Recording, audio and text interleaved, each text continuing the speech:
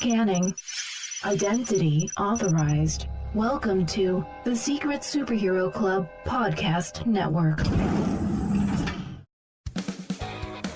This week on the ASP, we're discussing Fate Stay Night Unlimited Blade Works, and despite those pesky mic issues, we pulled it off. Maybe.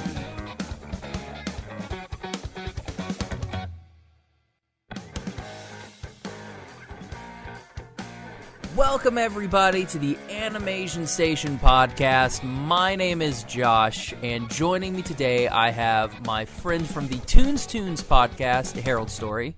What's going on, y'all? And my other friend from the Anime Book Club on Unlocked in Facebook, Mr. Graham. I don't know your last name. It's Graham Thompson. Hey, it's a pleasure to be here. I wasn't gonna get that. I was just gonna call you Cracker. So to me, you'll always be my little Graham Cracker. Oh boy. Oh, That's I had $1 That's racist. every time I heard that. It's because he's white, right? It's true. Yep. Yeah. So today we're gonna be talking about Fate Stay Night Unlimited Blade Works, and we have a nice kind of cornucopia of knowledge on this episode.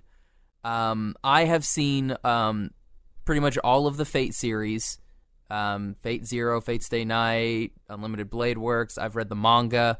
Harold, what's your experience with Fate? Yeah, so I had actually started this series before the one that we're talking about, Unlimited Blade Works. I'd started this before and never finished it. And whenever you brought it up to me, I was like, well, let me just go ahead and finish this one since I've started it. So up to this point, the only series that I've seen, like my only experience with the franchise, is Unlimited Blade Works. And Graham? Well, so I'm in a similar boat where I've seen almost every Fate series, like the anime that's been produced. But then I've also got my hands on and played a little bit of the visual novels. I've played through the Stay Night visual novel, and unfortunately, I'm about halfway through the Unlimited Blade Works visual novel. Kind of basically just reading it. It's a book basically with fancy pictures and sound effects. So Nice. And let's start with Graham first. So Graham, tell us a little bit about the Anime Book Club. Oh boy, well so you mentioned it's through Unlocked. I love putting people on the spot. You know, like I don't tell them what we're gonna do before we record. So I'm just like, tell us about your things. Well, I mean, I don't know. I love, first of all, because you're also with Unlocked, so like you kind of, at least I don't know how much you've mentioned it on the ASP and stuff, but like Unlocked, it's a Facebook group as well as an app, and it was a group made by voice actors to communicate and kind of interact with their fans, like people that watch the shows they're in, play the games they're in, all that good stuff. And I've just kind of risen as like a community member that for whatever reason, they gave me a show to run and stuff, and now I post it on the Facebook group, and I stream on the app, and I just kind of communicate with people that are in the group, and hang out and chat anime with people. Like, I don't know. What is the format for the book club? Yes, so for the Facebook videos themselves, typically the way the book club works is that it's like any typical book club where it's like you're given a book and you have a month to read it, and we'll come back together, we'll sit in a circle, we'll talk about it, we'll eat like whatever crackers and sip wine and whatever like middle-aged white women do, but like wine that's about it. Yep. But at least in our case, it's that minus the wine. And minus the physical books, instead we're just watching anime. So we pick a show, we take 2 weeks to watch it, and then we just come together and we talk about it. So I typically make a video where I just sort of give my 2 cents, talk about the show for a little bit, and then I prompt like 3 questions for anyone that watched the show. To if you're on the Facebook group and stuff, you can watch the video, like see what I had to say, and then give your opinion, like answer my 3 questions, start a conversation. And for a lot of videos, through the fact that Unlocked is made by, it was started by voice actors, and the people that are a part of it are mainly voice actors and stuff. Hey, we've been lucky to have a lot of different people that have worked on the shows that we've watched. They've appeared on the book club. They've answered questions. They've asked their own questions. They've continued the conversation and stuff, and it's been a lot of fun, kind of I'm kind of like the bridging the gap between like the VAs that worked on the show and the people that are part of Unlocked and stuff that watch the show and just want to talk about it like that, because that's that's what we're doing right here. We're just sitting around chatting about shows that we like. Exactly. And Harold, what about Toons? Yeah, so, I started my show out of an idea of, talking to so many people around town. We're here in Oklahoma City, but just about, things that we were into when we were growing up. And so one of those things was anime, the other was music. And so for whatever reason, I always found that those two things were like the main two things that people were kind of ostracized for, really, like made fun of, made to feel like that they weren't like cool. Because to be honest, like growing up, like in middle school, if you were the person like the anime, you were like not the cool kid by any means. Nerd. So yeah, Yep. exactly. Yeah. And so it was just cool to find so many people that were into the same stuff, like at the same time as me. And then we ended up in all these different paths. And so, that was kind of where the idea came from. I just wanted to like bring people together and talk about like the, we've kind of branched out from being specifically anime, but there's definitely a vein of anime that runs through the show, and as well as like talking about the music that was important to us and kind of how that translates into what we're into today. So yeah, I've had a variety of different guests on, so kind of cool, pretty fun. And you do a cool thing about maybe once or twice a month at the Tower Theater. Yeah. So here in Oklahoma City on 23rd Street, there's a historic theater called Tower Theater, and we've just been given the opportunity by one of the guys that runs the entire studio, like, and everything, to be able to screen movies and kind of curate screenings of different movies. And so usually it's around an overarching theme. For example, like our first month we did Ready Player March. It was in March. Mm-hmm. So we did all movies that were kind of leading up to the release of Ready Player One. And so I showed The Iron Giant because, it was featured in the preview and everything. And, we did animation for May. I think you've done a similar block like that. So we showed, I think we showed Akira for that one. And so, just doing different, it's always, he wants it to be pretty cohesive as far as, like, the subject matter that we end up showing for different movies, because, it's not just me that does it. There's several podcasts that come together and kind of curate the movies, and we just kind of plan out what we're going to show. But yeah, there's always a theme there at the heart of it, and it's really cool to see, like, the different things that we end up showing, but all have that same, like, through line of whatever it might be, whether it's, an animated movie. I think this last month was time travel, so we showed Your Name, which is borderline a spoiler, but kind of, I guess. But you don't really know that that's coming until. Well, I mean, happens, that movie's been out for like 2 years, yeah. I think we're okay spoiling it You'd have seen it at this point.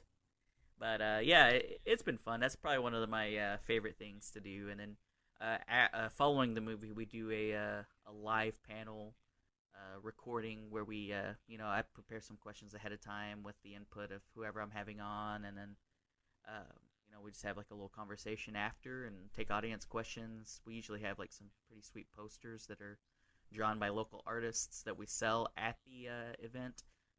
We usually try to do something like, take proceeds from the poster sales and give it to like a local nonprofit or people raising. I think the last one we did was Regional Food Bank. Regional Food Bank, yeah. So for every $1 that you give them, they're able to provide 4 meals to underprivileged people like in the city. And so I think we're actually able to raise around like 300 meals like from poster sales from Your Name. And so, it's cool. It's cool to bring people together and talk about things that you're into, but it's, kind of takes it to another level for me whenever you're, able to give back. It's something that you can take and then have fun with, but, there's someone benefiting from it that may have otherwise not had like resources like that. Yeah. So it's pretty Definitely. cool. Very cool. And that's how we first met. Yeah. You invited us out to come do Gundam Wing Endless Waltz. Yeah, that was awesome.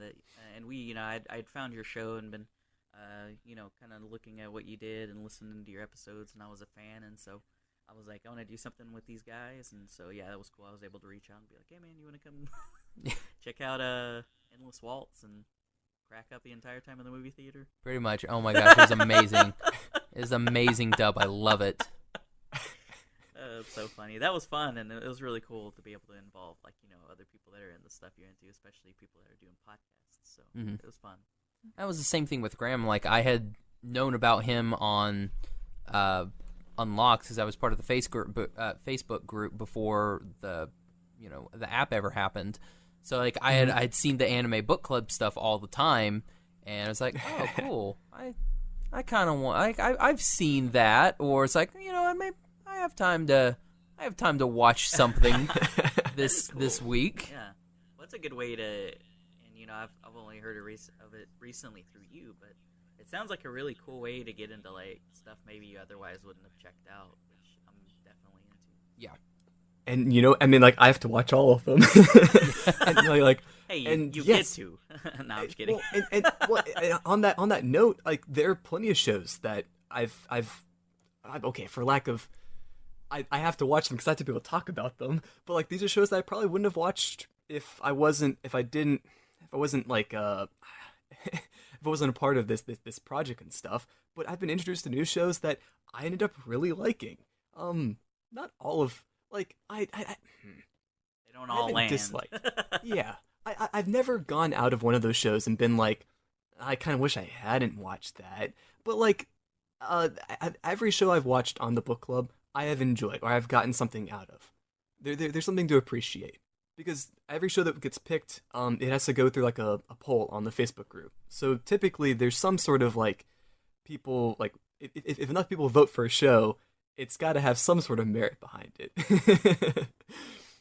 If there are enough people that want to watch it. Yeah. But, I don't know. It's a cool way to like crowdsource it, like figure out like what you're gonna watch, like leave it up to the people type of thing. Yeah, democracy. Yes, it works sometimes. A couple times. And then there are times where I take over and I say, "No, we're watching this show now."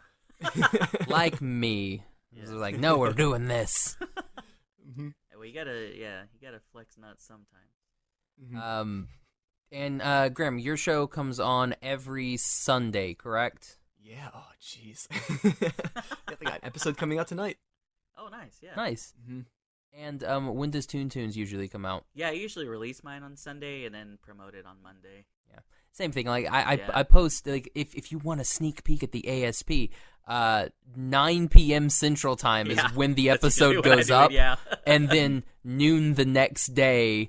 Like, usually noon Monday, that's when I'll be like, because, I follow, the Instagram trends and everything like that, and it'll tell me, it's like, oh, this is your peak time to do it. So I'm like, okay, there you go. Noon is when I'll send my post out, so it'll reach the max amount of people at lunch. Y'all. He hacked it. That's how you gotta do it, man. You gotta do it like that. Now you gotta follow the trends, definitely, man. Mm-hmm.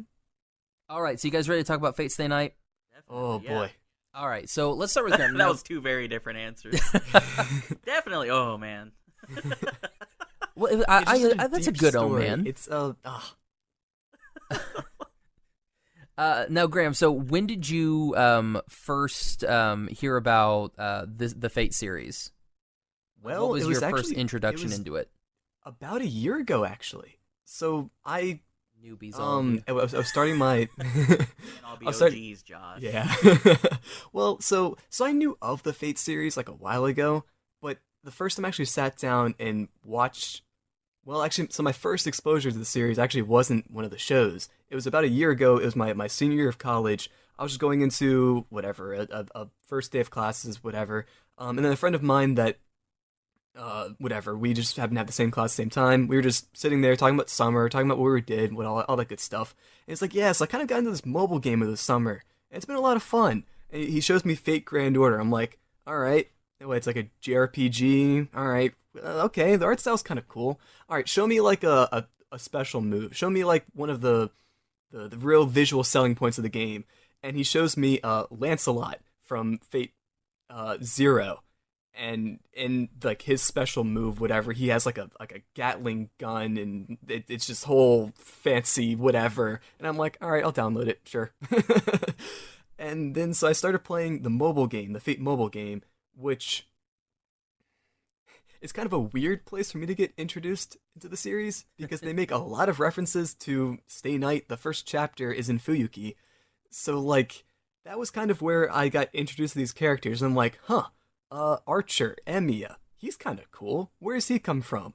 And then and in parallel with that, two of the mods from the Unlocked Facebook group, Matt Walker and Lauren Salter, I basically started chatting with them and playing Overwatch and hanging out with them and stuff, and they're big fans of the Fate series. And then they also were like, Graham, you should watch Fate. Like, just watch Fate Zero. Just watch like the first couple episodes. Like, you'll love it. And I'm like, all right, sure, why not?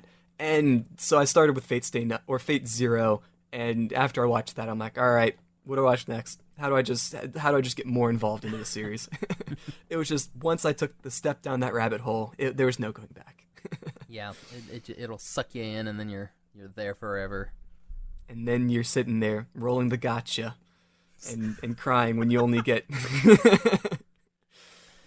What about you, servants. Do what? What about you? Oh, yeah, so I think I just randomly found it. It's the same way I find a lot of the shows, even now, like on the whenever I do episodes with like guests, I'll usually ask just from the format of it, we'll talk about several shows that they're into, and I usually try to focus on one that I actually haven't heard of, because I'm like, oh, this is cool, like, why should someone watch this? Basically give them, I have like my guests give their like come to Jesus speech about whatever show it is, and so that's like the way that I find a lot of my shows now, but the way I was doing it before is the same way. I just didn't have a show. I would just talk to people and be like, "Oh, what do you like? What do you watch? Like, what are you into?" Because we, just trying to the friend thing of like establishing like common interests or whatever. Yeah. So if I found out someone was into anime, I'd be like, "Oh, well, I've seen so and so and so and so. Like, are you into that stuff?" And they'd be like, "Well, like, have you checked this out?" And so the first time I ever heard of it was someone that I had a class with in college that had told me like, "Oh, I'm kind of into this." I think it was Zero that they had seen, and I was like, oh, okay, cool. And some time later, I'd seen when this one had come out, and I was like, oh, like I remember that guy talking about this. So let me see what this is. So I'd watched like 1 or 2 episodes of it, and then just kind of fell off just because I was watching other stuff. But then when you brought it back up, I was like, well, let me like revisit that and like see if I can, finish that, and in time to be able to talk about it, which yeah, close. I was only 1 episode off, but that was really like the intro, and like getting into it and watching this was just kind of being told about it, and then not quite like getting into it, and then having it come back up, and then actually going in and watching it, and like getting to know like the characters and everything. Yeah. All right. Mine was a little bit different. I was born of it, molded by it. Yes, it's like I was molded by the fate. I'm sorry. Wait. I was molded by the fate. There you go. Yeah. There you go. You gotta have like a cup to speak into. Exactly. You guys have to have that cup. Just cover your mouth. So, I can't remember what it was. It was some site. So this was back when I was living in Norman. So this was probably about 4 years ago, maybe 5. I don't know. It's been a minute. It's been a minute. Yeah. Right Stuff was doing a sale, and I was flipping through their stuff. Always right. It's stuff, always man. right stuff. Always right stuff. And they were selling Fate Stay Night for like $10, and I was like, I was in a drought of anime. I was like, there's nothing now. I was like, I'll get it's $10. I mean, it's not gonna break the bank, so I bought it, and then it ended up breaking the bank later. Because you had to buy everything. Because they had to buy everything else. Yeah, they gave you the little sample, like a drug Mm-hmm. dealer. They gave you the little hit, and then you came back buying more. So like I had that, and that was my first iteration of Fate. So I didn't know there was anything more to it. I thought it was just Fate Stay Night. It was a one and done, and that was it. And then I was on Netflix, and I saw Fate Zero come out, and I was like, okay, Fate Zero. Is that the same Fate as in Fate? And then I saw that the sabers matched. Okay. And I was like, it's the same. So then I watched that, and I was like, oh my gosh, it's a prequel. Then I saw Fate Stay Night Unlimited Blade Works. Also on rightstuff.com. Dang, Right Stuff killing it, I y'all. should see if they should sponsor this They episode. should. Well, if you want to continue to advertise them, they had these Fate Stay Night or Fate figures, like blind box, like they're little $15. You buy the box, and in the box is no, I'm just kidding. No, they're already in my Well, cart. it's like I just one have of to, eight I'm waiting till I servants. get like a good paycheck. Okay. Dude, that's Yep. dope. And I got 3 of them sitting right here. I was gonna say, I bet you got all them mugs. That's so funny. But then they did they had the movie on sale, which was Fate Stay Night Unlimited Blade Works. Mm-hmm. But the movie version, okay. yeah. And so I was like, oh, cool, it's just a movie. I thought it was going to be the same Fate Stay Night. I didn't know that there was any difference. This is before I had even thought about reading anything online. So it's like, oh, cool, there's a movie. So I bought the movie, and it was completely different. And I was like, same what is character this? though, or just like a different story? Or what? It's this story, whereas like Fate Stay Night is Saber. Yeah. Unlimited Blade Works is Green. Yeah. And so like I was expecting it to be Saber. Oh, okay. So when you were getting into this exactly. one, so then I was like, oh, cool, I'm going to buy it. I thought it was just called Unlimited Blade Works because that was just the name of the movie. Yeah, I got you. Because it's still Fate Stay Night. So I was like, oh, it's just that's just the name of the movie. And then I didn't know there was a path. I didn't know there were games. And then I got this and I was like, oh my gosh, this is 1,000 times better. Like I love Fate Stay Night, but I'm like, nah, this is I didn't know I like this Rin better. We might have to show that movie up at the tower if we get a chance. Yeah. Ooh. Oh yeah, I'll let you borrow it. Yeah. It's and yeah, that just put me down more rabbit holes and more rabbit holes. Well, it's cool. A lot of these are ending up on Netflix. You know, like I had actually I didn't know they were on Netflix. I'd started whenever we talked about doing this episode. I pulled it up on VRV, and so I was watching it on VRV and just talking to a friend at work about it. And he was like, you know, those are on Netflix, right? And I was like, oh, because I was talking about how I was watching the sub, because I don't think they have the dub on VRV. I could be wrong. I might have just started the wrong thing, but I was watching it on sub, which is fine. But he told me it was on Netflix, and I was like, oh, man. So I started watching on Netflix, and I actually ended up really loving the dub. And, you know, it's just a testament to Netflix, man. They're doing a lot of anime stuff, which is dope. Like, I think that's really cool, making it a lot, you know, available a lot wider audience, especially when it has its own section. You're like, this is exactly dope that anime has its own section now. Yeah. And I love that they're getting a lot. I love that they're getting the majority of like the Fate dubs, because otherwise, I don't like the subs. I mean, subs are fine. Yeah. You know me. I'm dubs before subs for sure.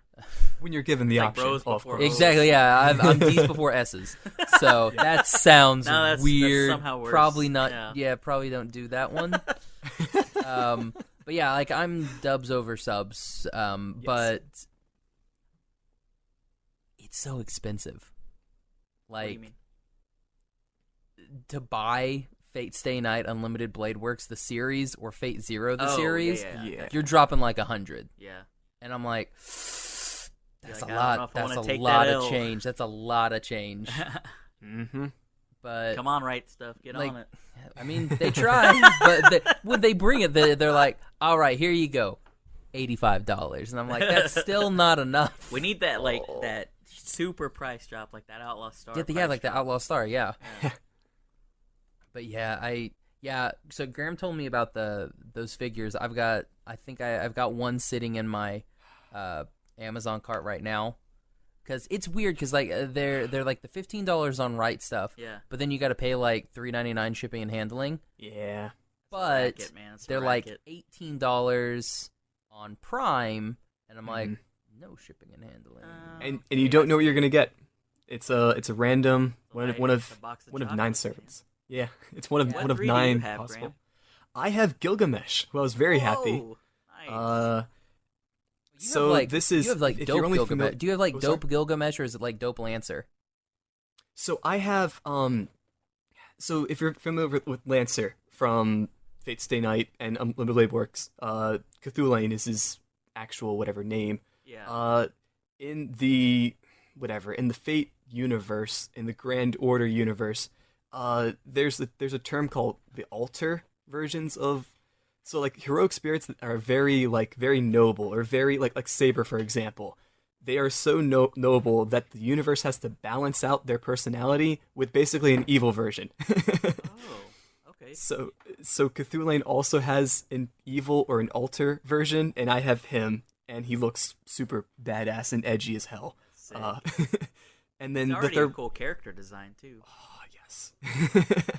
And then the third one I have is another Lancer, but it's Scathach, who's Cthulhu's mentor, which is kind of cool. Dude, These that are is sweet. What? yeah. He just Josh pulled up a picture of that Lancer you're talking about. Yes. That thing is The sick. purple. Yep. She is. Like the devil. No, I'm just kidding. Yeah. Well, she's very strong in Faker and Order as well. Very good servant. So yeah, I don't know. I just got them all sitting right here. Sick, dude. Here, I'm going to show him Saber Altar real quick. Yes. So you mentioned there are, within the Unlimited Blade Works, or within the Fate Stay Night universe, there are 3 iterations. Sick. It's like Yes. the Batman looking at Right? Yeah. Excalibur Morgan? Yes. So there are 3 basically iterations, or 3 different ways to tell the same story. Unlimited Blade Works is actually the second of those 3. The first one being Stay Night, Unlimited Blade Works, the third one, Heaven's Feel. And they're kind of intended to be viewed in that order, Stay Night, UBW, Heaven's Feel, because as the stories are told, like basically from beginning to end, the same kind of progression, like the story has the same shape, but the characters are slightly different things happen, and of course the 3 stories focus on 3 different characters, with Saber, Reen, and then Sakura. Okay. So It's not out of order then, I guess. Yep. That's okay. Well, Well, it depends. I did- It depends on which waifu you want the most. Yeah. Do you want Saber? Do you want Rin? Or do you want Sakura? Saber And is there's bad though. And there's nothing wrong with viewing them in a different order. Yeah. The stories kind of build on each other, or you learn things in kind of... Like, there's a lot of things about Shiro and Saber and their relationship that's super focused on in Stay Night, and then they push all that to the side when UBW comes out, because it's kind of... The author... It hopes that the viewer already knows some of the things. Like Shiro's whole, like, his regeneration skill. Yeah.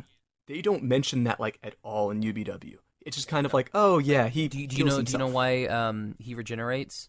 I just thought it was because he had like some like latent magic skill that he didn't know about.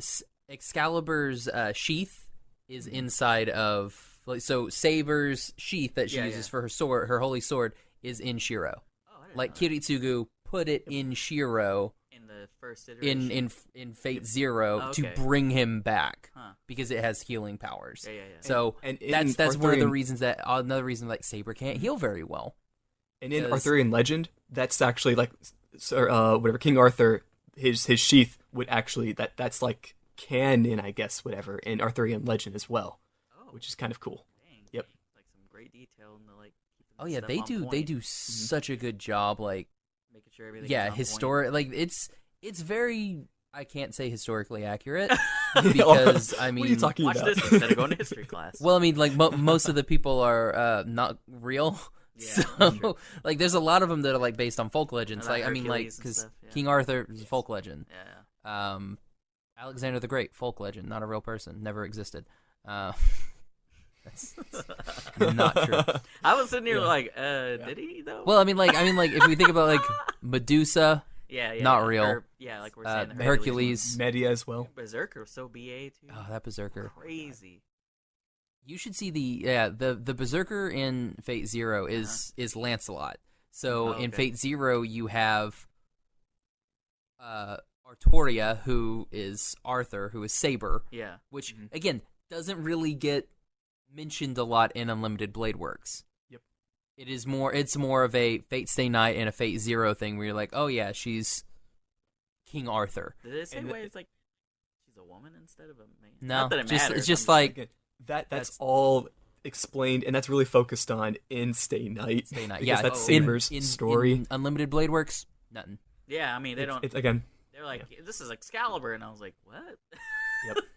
Which Yep. is dope that the sword is like invisible. I thought that was pretty sick, like in the show. Yeah, and again, that's one of those things that they talk about in Fate Zero is she doesn't want people to like, and Well, they they they mention that. they Because she touch won't briefly tell, on it. She won't tell who is it, Shiro? Yeah, I mean, she won't tell she won't tell him Shiro who she because is, like he's weak. he's like, yeah, you suck because they can read your mind mind. controlled and end I'm up like, walking okay, out in like- the middle of the night. Okay, but And then- yeah, later Exactly, whenever yeah, you figure out just- who she is, though, you're like, okay, like that was kind of enough exposition to figure out why she wouldn't want to tell him who she was. Like Mhm. that makes sense. So Mhm. I didn't have qualms with it. I was just kind of like, it's kind of like you were saying they expect you to know what's going on. Yeah. And so I actually really like the shows that like don't hold your hand through it, because it's like, okay, like they expect us to be smart enough to know what's going on and to not watch the shows out of order like I did. Yeah, which Fate Stay Night does give you a little bit of like a handhold because it's the first. Yeah, the intro one. And that's expected, but like with this it was before Fate Zero. Like Fate Zero came out after the fact. Oh, okay. Gotcha. It was the prequel to, so it's like, oh, people want more backstory of this game that's really popular, and this anime that's really popular. So then we're gonna bring out Fate Zero. Gotcha. Yep. Yeah, it started out with things like Reen's dad, and you're like, wait, who's that guy? Like, and it never said, or I don't know if it goes into great detail, but I was just that's why you got to watch Fate Zero. It's one of those weird ones where it's like, so if you watch Fate, because like in Unlimited Blade Works, Graham and I were talking about this when we talked earlier. There's no mention at all that Sakura and Rin, they're sisters. Oh. Yeah. Okay. So the little purple-haired girl, they're sisters. Huh. Yeah. And that's like a huge like info drop in the third in Heaven's Feel, which technically came before Zero. So like, which again, it's kind of there's a very weird viewing order for this series, especially considering that like Heaven's Feel, the only like marketable medium of watching that is the movies that are coming out now, like just now. So. I would actually really love to watch one of these movies, like The Tower. Like, I think that'd be pretty sick. You think it'd be a good draw? Like, I've never really talked to anyone that knew about it a ton, but I mean, I don't know. Like, I would say it's niche, but I mean, there's a lot of people that really, really like it. I don't know. It's like we are stuck in Oklahoma. Yeah. So like if we were doing it out in like Chicago. Someplace with a bigger thing. Maybe a place where people like to go do stuff. Well, I mean, heck, maybe advertise in Norman, because I mean, I know there's a lot of college kids. Yeah, I do. I usually do. Because we have what, like UCO. Yeah, when I do some ads whenever we're like promoting the movies. I'm not trying to bogart it with like talking about the tower stuff, but I usually try to like get a good targeting. Get good targeting whenever I'm like making an ad for like when we do movies. The turnout hasn't ever been like disappointing for one of the movies, but it's just like I would hate for it to be something that I was like super stoked about, and then it's like when you're a kid and you invite everyone to your birthday party, no one comes. And no one comes. I say we could probably do Fate Stay Night Unlimited Blade Works, mainly because I want Mike to do a poster for it so I can buy it. That would be intense. Yeah. Has Graham seen like his other work? No, Graham, I'll send you a couple pictures. And actually, if you go to our Instagram right now, we're actually doing a contest with some of Mike's. You started it? It started. So it's running from September 3rd through September what's that Saturday? Through the 15th. So September 3rd through the 15th. So you have a few more days, basically the rest of this week, to go in and register. We're actually good. So you have until midnight on the 15th, so this coming Saturday, to actually register. And we're giving away one of his Your Name prints, and we're giving away one of his Interstellar 5555. 5,005 or 55, 50, I don't know. 55. I'll have to go dig up my Instagram account because I made it one day like on a spur of the moment and I haven't used it since. You gotta do it, man. It's way easier to talk to you via Instagram than it is I'm a Twitter and Facebook guy. But yeah, so we're giving those away. But yeah, I would love to see him. Yeah, and Graham, I'll send you a copy of the. He made a super cool death psych for the Gundam Wing. Ooh. It's pretty rad. That's pretty sick. Yeah, I'm glad he didn't do. He was kind of like. He knew from the begining that he didn't really want to do like Wing Zero because like everybody because does it's a Wing garbage Gundam. And so I was like, dude, he could always do heavy arms because he knows heavy arms is my guy. But that's a lot of guns. That's a lot of guns to draw. Yeah, I think that's kind of where he like landed on it. Where I mean, one saber is not or scythe It's too Well, hard. he could have done a cop out. He could have done Katras, and then just with this cloak. but on. yeah, it's just like the cloak the whole entire. That would be fun. It would just be the head, an arm, and like the 2 feet, and that would be it. Then you'd be like, look, it's what's it called? Sand Strike. Yeah. Sand Viper. Sand something. Sandy. Darude Sandstorm. My gosh, Sandy Squirrel from SpongeBob. Oh yeah. Yeah. Sandy Cheeks, yeah. Sandy Cheeks, not Sandy He Squirrel. is a Sandy I Squirrel. don't you're right. watch SpongeBob. I haven't seen that in years. Admittedly. That's too funny. Cover's still intact. They don't know that I'm secretly wearing SpongeBob undies now. So, it's all good. All right, so let's actually talk about Unlimited Blade Works. Yeah. Finally. So, Unlimited Blade Works, it's the based off of the Fate Stay Night visual novel from Type Moon, which Graham will be telling us about shortly. And Fate Stay Night Unlimited Blade Works in particular, and Heaven's Feel, are all they're produced by Amniplex Notes, and I'm gonna go with UFO Table. That's my preferred pronunciation as well. Ufotable. Affordable. I'll go with UFO Table, and it follows the our main character Shiro Emiya as he competes in the Holy Grail War. Starring the wonderful voice cast of Shiro Emiya as, I'm going to shamelessly plug the animation station, Shiro Emiya, played by friend of the show Bryce Papenbrook, Saber, played by Kari Walgren, Rin Tosaka, played by friend of the show Mela Lee, Archer, played by Kaji Tang, Sakura Mato, played by Christina V, Ryder, played by Melissa Fawn, one of my favorite names ever, Eliasville von Einsburn, Oh my god. played by Stephanie Shea. That's her name? That's her full name? Yes, that is her name, Eliasville von Einsburn. Dang. Yes, Crazy. I love it.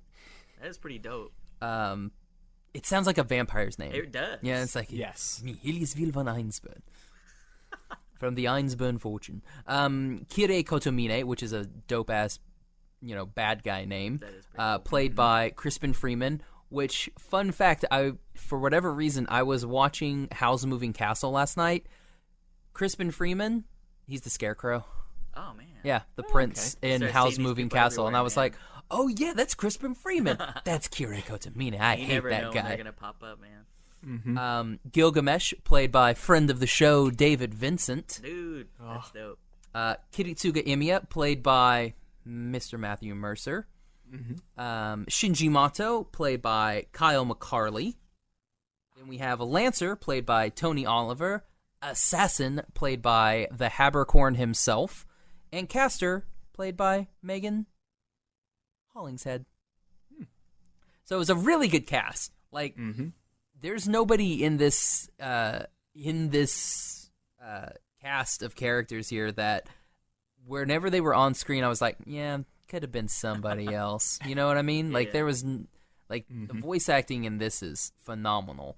And we'll talk about, like, the action sequences here in a bit because, good Lord Almighty, the action sequences are awesome. Pretty sick. The art is really good. Unlimited budget works. Exactly, it is the unlimited budget works. Nicely done. And a little bit later on, we're going to hear from Mr. Shiro Emiya himself, Bryce Papenbrook, in a cheeky little segment that Graham and I recorded. So stay tuned for that a little bit later on in the show. Okay, so let's just go ahead and peel this Band-Aid off right now. Who's everybody's favorite servant? Servant? Mm-hmm. Let Graham go first on that one. He probably knows. God, Graham and I are that's pretty hard. much in agreement here.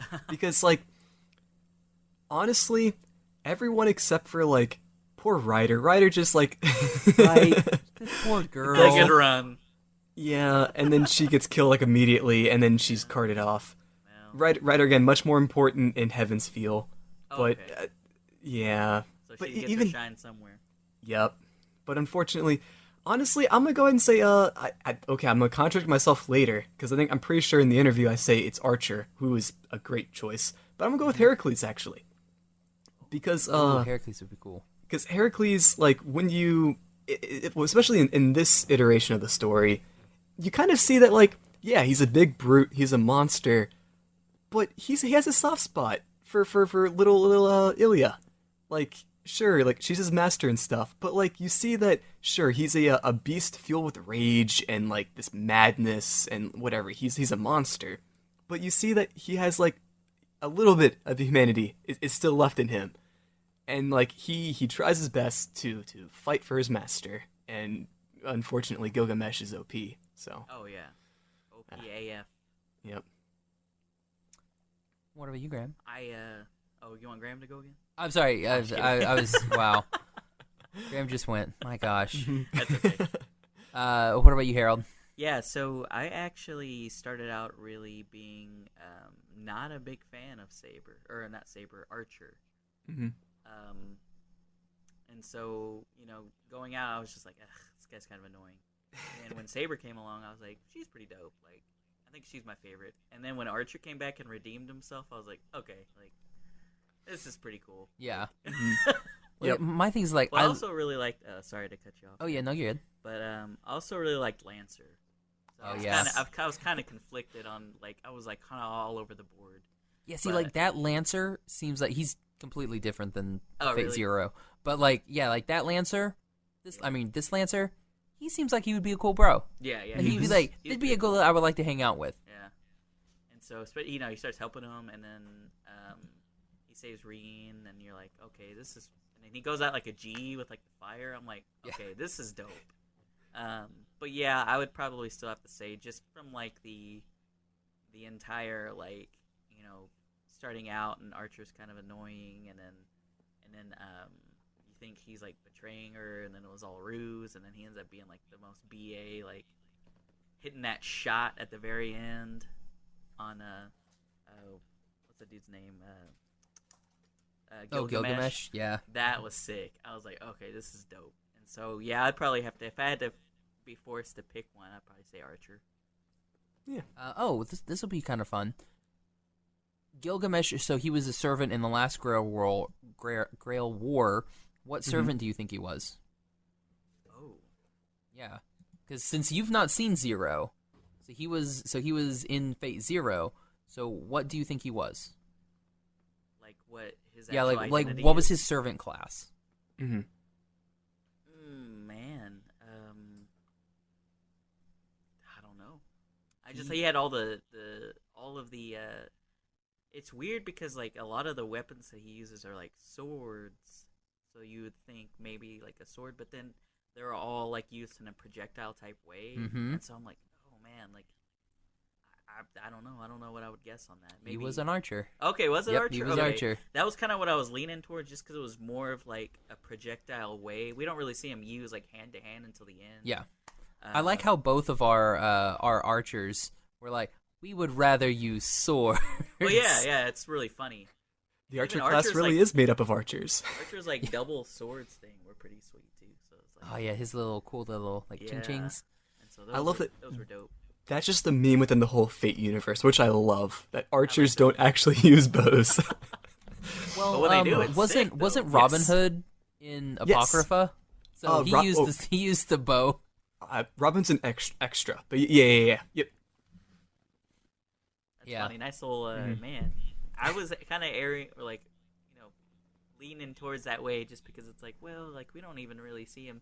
And honestly, when you said that, it really made me realize that he'd never really used his sword until that point, like in a hand-to-hand situation. And it really was similar to like the same way the Archer was. Yeah, and So, I like yeah, how he that's a was good like, point. "Oh god, I can't use this. Yeah. It's like, I can't. It's too heavy. The balancing is off."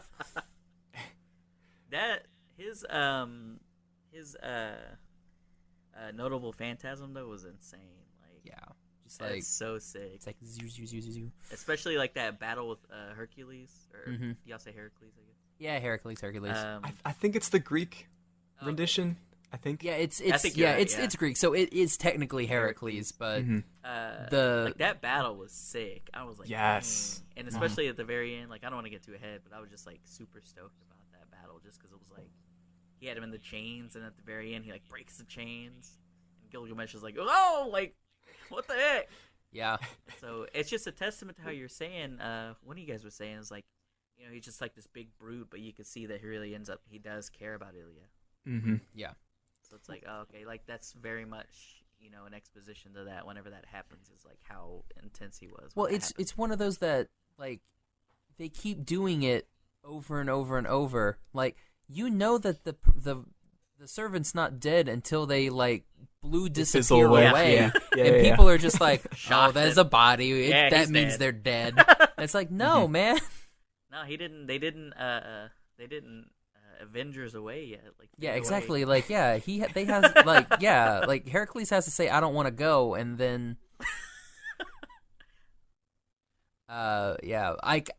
it's one of those like I love Saber to death. Like Saber's probably like she's my favorite, but Archer, man, you can't kill that guy. Mm-hmm.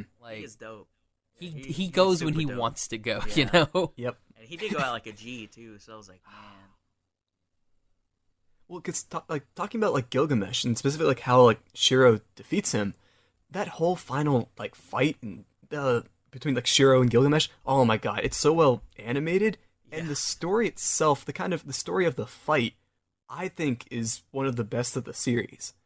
Where like specifically like that last moment where like Shiro's running towards Gilgamesh and like he reaches for Ea. And you see his hand go for it, and he twitches back for a second, like he's hesitating, and then he grabs Ea, and then Shiro cuts off his arm. Like that little hesitation is it speaks volumes for Gilgamesh as a person, for how arrogant he is, for how he doesn't want to use Ea.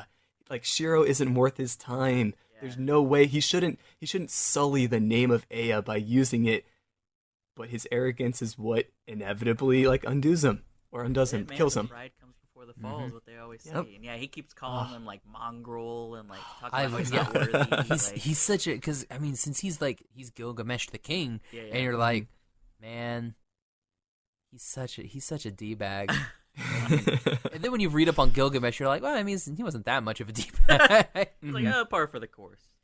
No, I do love whenever it's like, you have like these. He's obviously like the antagonist, and then like you have like the very verbose antagonist, is almost along the lines of like Skeletor's. You nincompoop, like the words that they use, mongrel, like you don't ever hear that. So it's like so funny, and he just repeatedly is calling him that, like setting it up to where it's like, okay, like, and that's another great part of the storytelling is like the progression of it. He really is like thinks nothing of him. And so that's like, what Graham's saying, like that hesitation. You're like, okay, he thought he had him, and then he's like, oh, by the time he was like, realized he didn't, that he needed to like do something. He can't start a round of applause anymore. Yeah. Yep. No more hugs. Yeah. He's just got those like one arm hugs now. That's all he can give. I mean. I think that Gilgamesh is one of the if we're doing Unlimited Blade Works, Gilgamesh is a fantastic bad guy, but I think like knowing the background and the story and everything, Kotomine is like he's the worst. Like honestly, of the two, he's worse. Yeah. Like. Gilgamesh is just the D-bag. I mean, he's just, he's like, I want it, because, I mean, I'll just, like, kill everybody, and then whoever's left will be left. And it's like, yeah, that's kind of a mean, like, superhero villain thing to do. But then when you go into, Fate Zero and see everything that Kotomine's done throughout the entirety of these two Grail Wars, oh boy, and you're just like, man, that dude, he's a very very bad man. So when he actually dies, it's one of those where I'm like, good. I'm glad. I don't feel bad about this at all. That's funny. The same thing with Shinji. Which Shinji does not die in Unlimited Blade Works. Oh, yeah. But if you want him to die, watch Fate Stay Night, he dies. So okay. Yeah. So that's a plus at least. He gets smashed to bits by Iliasville and Heracles. That'll work. Yeah. Oh, that's right. Yes. Okay. Done. Yeah, Was spoilers for all of Fate Stay Night, I guess. Yeah, I mean, So- it's. I mean, it won't keep me from it's watching it. pretty much the same story. It'll give me something to look forward. Yeah, just servants will go out in a different manner. And he Yeah, probably gets it in Heaven's Feel. I actually don't know. I can't say that for certain, but he probably gets it in Heaven's Feel. I'd have to I would imagine. be willing to bet. I mean, especially what we know from, the background of Heaven's Feel, probably not going to make it out. Well, this one's Yep. kind of an outlier then, since he doesn't die in it. Yeah, it's kind of sad. Like, dang it. Which so yeah, let's go ahead and start off because I don't want to go, and this again, spoilers for Unlimited Blade Works as well because we're going to be spoiling both. Yeah. But we start the series off with a prologue, Mhm. and that is young Miss Rin Tosaka going about her day.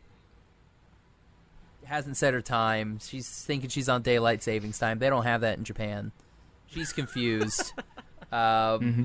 She goes to school early. Goes to the archery club. It's weird because they do a thing and they say that she's going there because she was watching a certain someone. Yeah. Ooh. And then it's like, okay, was she watching Sakura or was she watching Shinji? Shiro or Shinji? Hiro? Okay. Yes. Yeah, so it's like, which one was she watching? Was she watching her sister? Or was she watching the boy who was trying to jump over the stupid thing in PE class? It was a two. Mhm. She went to see both. Yeah, I can see that. I can It's see a that. two for the price of one. So she comes out, and then she goes and she's like, I want to be part of the Holy Grail War. She gets a wonderful message from Kirei Kotomine on her answering machine, so shout out to answering machines. You can tell how old this Yeah. this was. Just thinking Like, that. we've got an She's a answering very nice machine phone here, too. guys. Let's also bring that up. Also, and nobody has a cell phone either. Oh, true. Oh, yeah. Like, I didn't think of that. how am I supposed to get in touch with Sakura? Be like, well, you could call her. Yeah, text her. What do you mean? Yeah. Like, it's Japan. Use Line. I mean, just pop her up and be like, hey. I'm actually I WhatsApp. don't know when it's supposed to take place. Like what year? Because I want to say it's like early 2000s. So well, I wonder why they didn't build that in. Then I wonder. I mean, 'cause you gotta keep it 'Cause- pure. Yeah, I guess. Because Yeah. Shiro never contacted. I guess if Shiro never contacts Rin in Fate Stay Night in the visual novel, he can't text her now and be like, "Yo, Yeah, we got Saber phones and I, now. we're gonna go to Ryudo Temple. Yeah, meet we're us rolling there." on these fools. Winky smiley face. I mean, you're not gonna. You can't really do that. About to get in this So- war, LOL. It's kind of funny you mentioned the prologue because this is purely from the visual novel standpoint. Every single iteration, regardless if it's Stay Night, UEW, or Heaven's Feel, they all start out with Rin. They start off with that same prologue, because Rin is kind of, and this is what I think really, this is what the visual novel does very well, is that Rin knows what magic is. She's a mage. She can talk about this stuff like it's nothing. So she makes a pretty great teacher to the viewer as someone that's new to this world, doesn't know what's going on. Yeah. Exactly. If you start off with just Shiro, you sort of get that whole you're learning with him, but with Rin as sort of your narrator at the very beginning, it's a nice info dump that's very condensed and concise, unlike poor Fate Zero, which has a 1 hour long prologue. I think this prologue is 48 minutes. Yeah, Fate Zero is it's 2 episodes. Like a movie. Yeah. I was worried. I'm not gonna lie. I was worried when I watched the prologue. I was like, every episode is gonna be 48 minutes. Yeah. I'm gonna have to No, marathon only this. 4 episodes of 48. Yeah, there was minutes. 3 episodes that were 48 minutes randomly, and I was like, Yeah. okay. Mhm. Well, most were 23 minutes, so I was like, this is not bad. Yeah. Easy to just breeze through. I mean, that's good to know. I mean, because it also seems like Rin is the glue throughout the entire series. Yes. Yeah. And, Definitely. even going back into Fate Zero, Rin is in Fate Zero as a wee child. Oh, okay. Also voiced by Melanie, because Melanie's Psh, no, I do all Rins. Dang. I do young Rin, I do old Rin, I'll do senile Mancer Rin, Rin. I'll do all the Rins. I will have all of them. unlike in this one, we have whenever it's young little Shiro, it's not Bryce, it's shameless ASP plug, friend of the show, Mona Marshall. Oh, Okay. Yeah. that's cool. Yeah. She's Kyle's mom from South Park. Oh, that's right. Oh, yeah. that's good. She had that crazy story that she was working on. That you were Yeah, talking about yeah, whole that time. was, my goodness, So that was... talented lady. Talented Let's just lady, leave it yes. at that, I guess. But yeah, I like that she is the glue. Like, she is in all of them, and she is, like, She's almost arguably the like most Shiro. Like, competent she's kind of like person. Shiro's lifeline throughout. Okay. Yeah. I'd wondered if she was like, she seems very much to be like the focal point in this story. So I didn't know if that carried out through like the other iterations, like if that was more, if she's necessarily like the focal point in the other two or not. But I can't comment on Heaven's Feel, but in Stay Night, they do a similar thing where at some point Reen's like, hey, I'm going to stay at your house now and teach you magic or whatever. Okay. Like they team up there as well. But in that one, she teases him about, him liking Saber. Yes. Yep. Whereas She in bad, this one, though. she's just like, no, idiot, what are you saying? Blush. Uh-huh. she wanted As to like pipe. the Super Sue. She wanted to pipe. So we have that, and she summons her servant, thinking that she's going to get the most powerful servant, the Saber class servant, and then she got Archer, bro, who's just chilling on the couch and is like, hello, That was I a don't cool know who intro, I though. am. That was a cool intro to do. Was baller. Are you my Chilling on master? the couch. Yeah. And she's using command seals willy-nilly. Like, I noticed that in this one. I'm know. like, girl, you're using command seals like it's water, man. You're Like, they my build in- servant. They like build in the importance of those things like, pretty immediately. So it's like even with me not being familiar, I'm like, what are you doing? And like, what does she waste her first one on?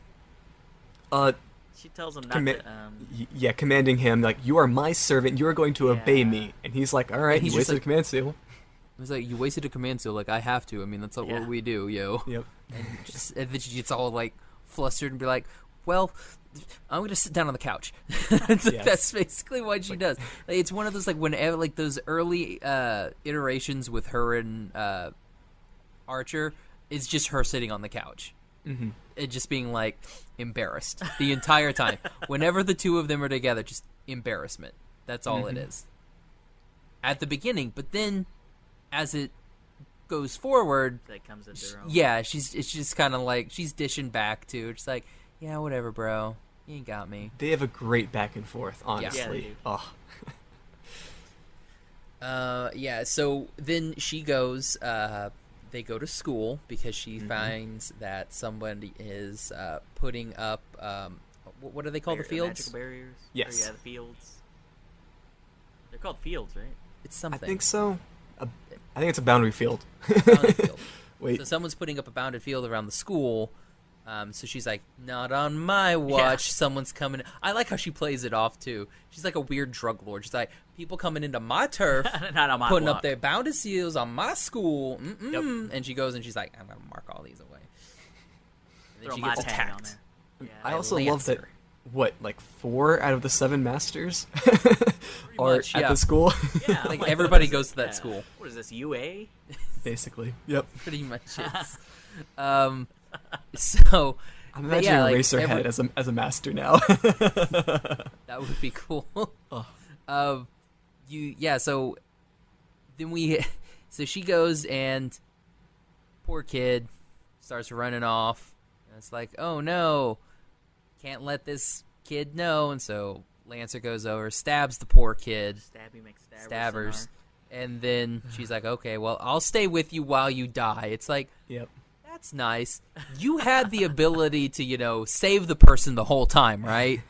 She's just like, I'll stay with you while you die. I'm sorry. Didn't mean to get your med. And she's like, oh no, what are you doing here? The Yeah. person that I love in this iteration of the game. And yeah, so we find out, well, we see it's Shiro because they've got red hair. Mm-hmm. Yeah. So yeah, we know it's Shiro. Yeah. And then she goes home after she uses her cool little, Pendant. I wanted to call it the heart of the ocean. Yeah, she uses the heart of the ocean. It looks like that. You're right. Except not. Yeah, it's just like the red heart red of version, the ocean. It's Jack's heart. So she uses Jack's heart because let's face it, Rosa ripped it out when she like pushed him and let him drown. You're right. Mm-hmm. There's not enough room on this raft. This is a very large door. So But not large enough for two people, you know. So she goes, heals him, goes back home, and then is like, "Ah, crap! If I healed him, that means he's not dead, and he's a witness." So then he staggers home and gets attacked, right? Yeah. Mm-hmm. He gets attacked, and then we kind of flash over to Shiro's point of view, where he gets up, he's doing his little trace-on thing in the mornings, he's living with the teacher. Sakura and Taiga. Yeah. Yep. Not Taiga from Toradora. It's a very similar Taiga. They come to his house every morning, but I think at this point, Shiro is living by himself. That's right, yeah. Yeah. Because unfortunately, yeah, his adopted father, Kiritsugu... sorry. Mm-hmm. I can't talk. Depending on who's saying the name, Kiritsugu or Kuritsugu, whichever one, he died. Yes. So he passed away a few years ago, so unfortunately he's living by himself. Yeah, just like everybody, people are switching soy sauce and Worcestershire sauce on him. Poor guy can't eat his food. So he goes to school, and he's basically doing grunt work for everybody. Yeah, because fixing ACs that's and stuff. how he wants to be a hero of justice. Yeah. Apparently. Handyman. Start small, work big. Sorry? Start small, work your way up. Start small.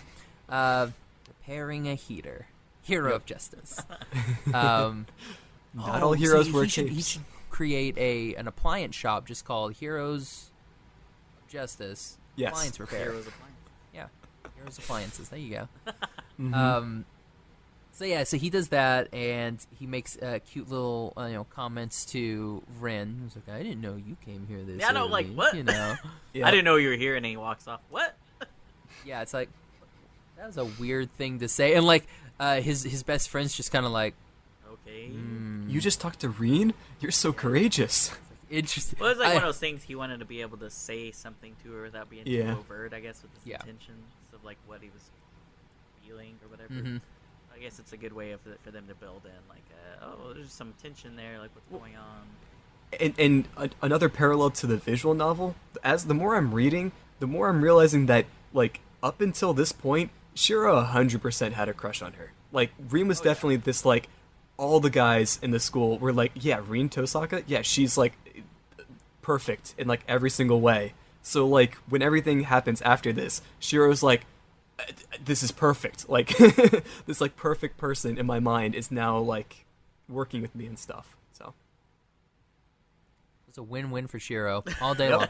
Basically. Which we can think, Shiro is the winner of this Holy Grail War, no matter what version you look, because he gets with Saber, he gets with Ren, he gets with Sakura. Oh. He automatically wins the Holy Grail War. He didn't even have to fight. Well, Bro could have just stayed at home and ate Cheetos, you know? Wait, he didn't have to fight. He won. Do you remember the end of Stay Night? We don't have to get into that. We don't have to get into that. No, we'll go into it. No, we no. won't. But Either way. I mean, the manga, they kind of it does some things, and the light novel's different. Oh, okay. Is it different? Well, different in the sense of he does go and do his heroic spirit stuff, and then after his life is fulfilled, then they join each other in Elysium. Okay. So yeah, Okay. So they do Nice tied up with a nice bow there at the end. exactly. Okay. Yeah, I almost when they meet back up in Valhalla. Valhalla. I almost went Valhalla. Because I've been watching people play Gears of War, so I'm like, they yeah. almost they reunited in Valhalla, and oh crap, no, they didn't. Because so they get with each other in, or not Elysium, Avalon. Is it Avalon, yes, there you go. Okay. They meet with each other. Sorry. I got my my Greek hell, my Arthurian, my Greek heaven, my Arthurian heaven, and my Norse heaven all mixed up. Yep. It's all the same idea. Yeah, you know. Because the ending of Stay Night is kind of really sad. And if you if that is your first, if you watch that before UBW, you can understand where Archer is coming from. Because Emiya at the end of Stay Night is kind of miserable. Mm-hmm. And if that's the Emiya that then turns into Archer and then appears in UBW, you're like, well, you kind of see where he's coming from. Yeah, it's a thing.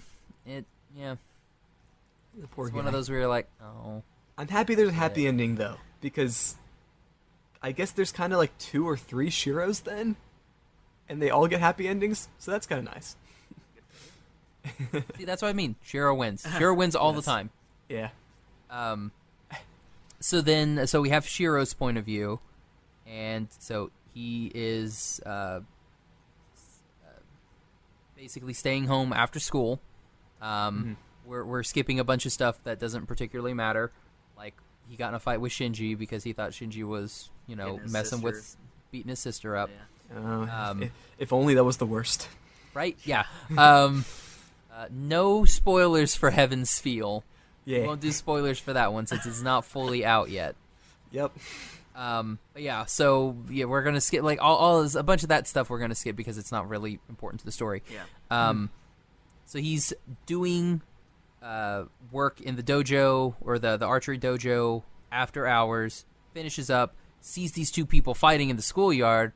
Is like, shoot, runs away. Gets stabbed by this it's weird, like this Celtic guy who has is he Celtic or is he Irish? Irish, I think it said. Oh, okay. It might be. I don't know, actually.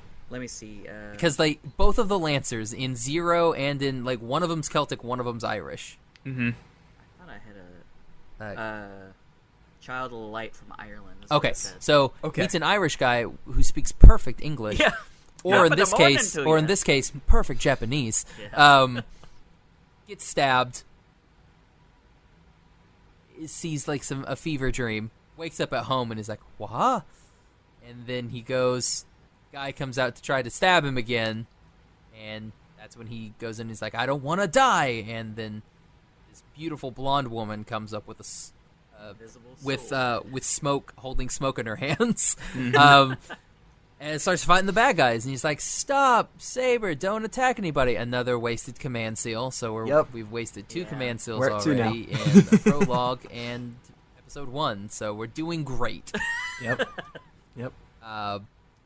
That's when we learned that Shiro is a master of Saber, and Rin is the master of Archer. And then they're like, "What? You?" And then it plays like type music, Yep. like sitcom music, yeah. Like the that's when the audience would go, "Oh," like that. Or Seinfeld would be like the bump, don't boom. So then she takes him to the church. We learn from Kiriko Tomine the rules of the Grail, and that all the servants have to kill each other. Which Rin's like, that's not true. But then when you find out what the Grail actually is, you're like, okay, yeah, it's actually true. And he's totally unbiased in this. Yeah. Yep. He's like, yeah, I'm just here. I'm just a guide. I'm a priest judging this magic competition. Yeah, there's no bias here. Which is weird. I never understood that. I always thought it was so weird that like the church is in charge of like these magicians. Like we're the refs. I Like thought it was like self-contradictory. it's very Well, because even in Harry Potter's the devil. Yeah. Yep. It's true. Oh man. So then we have like Shinji and Rin start working together because there's a little bit of a crash after on she both tries sides. to kill him. So they start working most together. Tsunodes go. Par for the Sorry, course. what? One more time, Graham. Oh! She tries to kill him first, which for a tsundere is pretty par for the course. Yeah, there's a lot of her trying to kill him. Which there is a better scene in I think it's in the movie. So when she's like chasing him through the halls, like doing her little her spirit finger, when she's like shooting him, there's a scene in the movie where like she jumps and like he like turns around and she gets super embarrassed and is like, gotta cover my skirt. I was like, it's really cute. It just kind of plays into like how they just plays and it's like, oh yeah, flirty. Well, does a woman really care about you if she's not trying to kill you? Exactly. I mean, that's how you know it's love. Like that school scene it's a little bit longer in the movie than it is in the show. It's more fleshed out, and I like it a little bit better. But again, it's also the movie, so it had more of a movie budget, and they were like, we really have to emphasize the love between these two. In the fight scenes and they're gonna hit you over the head with it, like they like each other. You're like, we get it. So she tries to kill him, and then they're like, let's team up. I just tried to kill you. Yeah, but let's team up, I think because they both end up saving each other multiple times. Yeah, that's true. And it's kind of this like mutual, like she understands, like, all right, this is one of the only masters that won't try to kill me, no matter what, apparently. So I guess whatever, I can have him around. Take advantage of that, yeah. Exactly. Yeah. I think even like Lancer is like not cool, or not Lancer. Saber is not cool with them teaming up. And I don't think Archer's cool with she's it, right? she's not cool with it, but she respects whatever Shiro says. Yeah. Yes. Whereas Archer's so uncool with it that he tries to kill him and makes Rin waste another command seal. And then Shiro just they're like handing those things out like Christmas hands. I like Shiro. He's just like, well, you used one last time. I'll use one this time. Yep. And I'm like, bro, that's not how command seals work. It's like I'm like Han Solo's like, that's not how the Force works. Yeah, it's just like they're just swapping command seals the whole time. Then so they're in the school, and then they find out it's weird, like they both find out at like separate times that Shinji is a master. Yeah. Yep. So it's like, yeah, okay. I like how Shiro wasn't gonna tell her, like tells her like the next day. He's almost. Like, let me sit on this for a minute. Yeah, it's like she's like, yeah, I knew a while ago. What the heck? Yeah, it's like nobody talks. It's like the worst relationship. It's like they don't talk to each other. I actually want to see the prologue that explains why Shinji and Shiro are actually friends. Because Shinji's nothing but a dick to Shiro. He and it's sucks, just like, man. Why do you stand up Such for a him? douchebag. Well, it's probably because they grew up together. Type of it's thing. it's one of those they grew up together, and the fact like he went to their house a lot. Like, there's not even like a single moment where you're like, oh, okay, Shinji said something nice to Shiro, so maybe he's nice to him on the off times. It's like every single moment, all of their interactions, it's just Shinji being a dick. Yeah, he's the worst for sure. But yeah, I think it was one of those things, and I think some of us had some of those friends where you're like, you're friends so long that it's like you can't not be friends because the other person knows so much about you. So you're like, ugh. Yeah, that's fair. Then we have there's a scene where Shiro's walking home, and there's this strange Caucasian girl with glowing red eyes just chilling, and she's like, "You better watch your back, big brother. You're gonna get janked." Basically, children of the Quarndon, pretty much. And he's just like, "What? Oh, What? Okay." Just then doesn't mention it to anybody else. Like doesn't mention it. There's a nice little fight between. We can get into our first like big fight here. Sure. Between Saber and Berserker. Dude. Berserker's so BA, dude. And I love how they kept that strategy in there too. It's like Saber was like, I can't handle him out in the open. Like I'm gonna get decimated. But if I put him in a corner, like if I take him to the cemetery, where he doesn't have as much maneuverability that I do, then I'll be able to get him. And then I love how they animated that too, where you can see her like moving around and everything. Like, I'm gonna stay by this tombstone. Oh, gotta go. And then she like goes away. I thought that it was really good, and that fight is phenomenal. It is great. I think it's you see a lot of those a lot of the servants like going out of the way to play to their strengths. It's like it just goes like to that deeper part of the strategy. You see that a lot with Reen too. Like she's kind of assessing what's going on and like, okay, what's going to be my next move.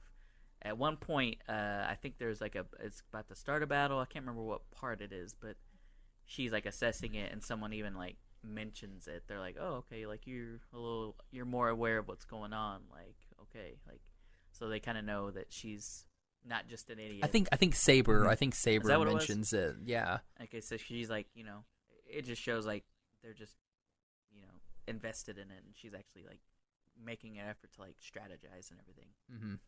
But yeah, I think you see a lot of it. Like a lot of people just play into their strengths, especially with Saber, like in the graveyard with Heracles. But yeah. Graham, what did you think about that fight?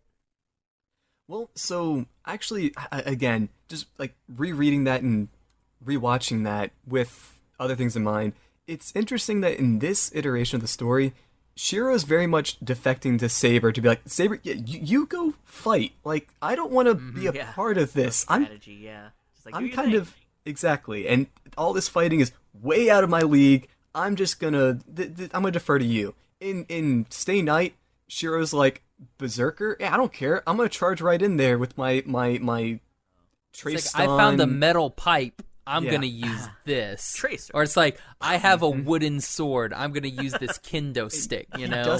He doesn't let it go that no, Saber, you are a girl. I have to fight to protect girl. Yeah, like that chivalry thing. Do you not realize that she's King Arthur? It's she's like so much better at fighting than you. She didn't tell him who she was. Yeah. Well, it's also that's like fair. That's fair. like when you're watching it, it's like in Fate Stay Night, he's like, Saber, stand back, I have a piece of wood. Yeah, you're like, and it's like, brah, she's in armor and she has like a smoke sword, man. Yep. And he's like, no, I will protect you.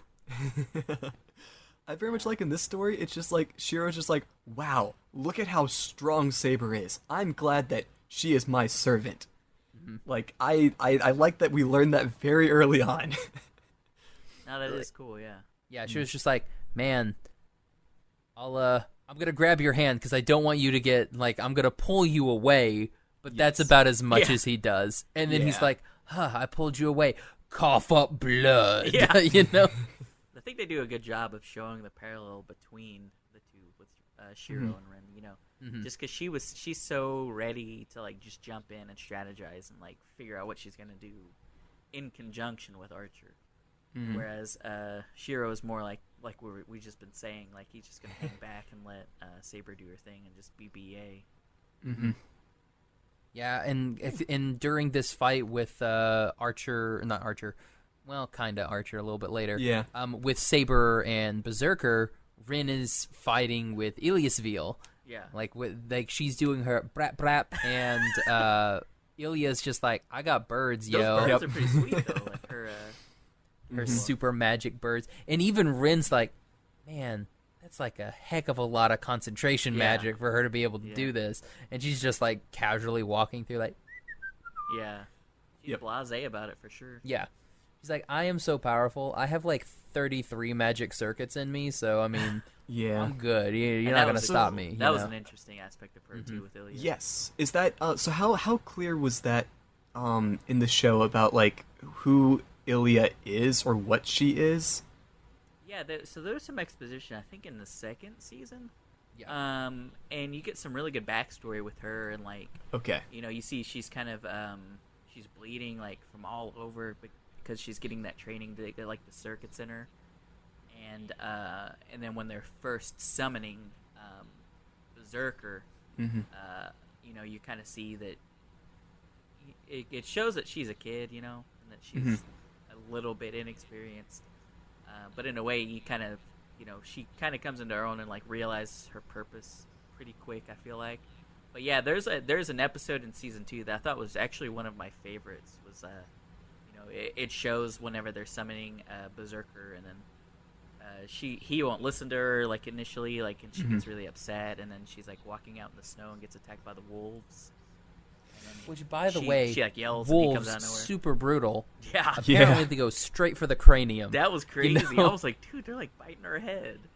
But she's like, she panics, and then you see Berserker come out of nowhere and like, just take a dump on those wolves, but it's an interesting it's interesting exposition where you're like, okay, this is kind of how that relationship developed. He is kind of like that big brutish thing like we were talking about earlier, but whenever she really needed him the most, he was there. But do you understand like her relation in the story?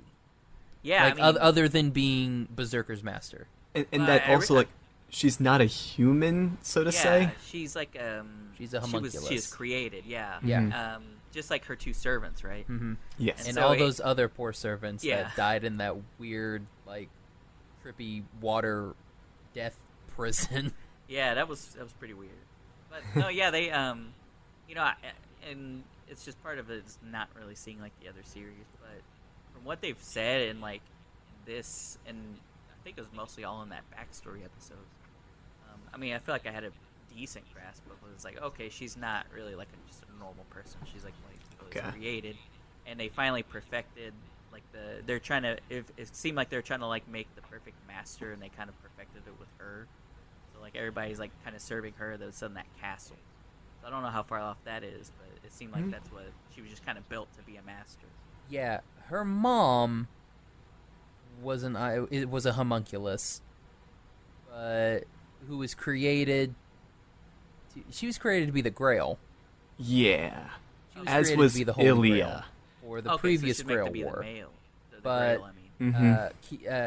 Kiritsugu, he went and married her, and they had a child, and that is who Ilyasville is. Okay. So she's like part homunculus, part human. That's why she's not as pale as, Yeah. as the other She is two. pretty pasty. But then, like, her Holy Grail, when she gets that woman comes over and is like, my baby, Yeah. they left you and everything like that. That's, like, the corrupted Grail version of her mom telling her to go, that her father doesn't care about her anymore, left her in Japan, which technically he did do, so it's kind of a D-bag move on, Kitsugu's part. Yeah. And is now the father of Shiro. So the whole time, and it's more fleshed out in Fate Stay Night. She wants to go meet Shiro and figure out why Kiritsugu left. Yeah, like what was which he so great? in Unlimited Blade Works never happens. Yeah. So like Shiro never knows Right. that they never have That this they're discussion. the same. Yeah. So He's a half-sister. Shiro's just like, oh, Yeah, a yeah, little yeah. girl died. But yeah. Okay. I But- think they did mention. They may have mentioned the thing about the Grail, and I just missed it or something. It's very, very brief. It's Like brief. her Okay. mom says it when she's all like drippy and bloody and stuff like that. Gotcha.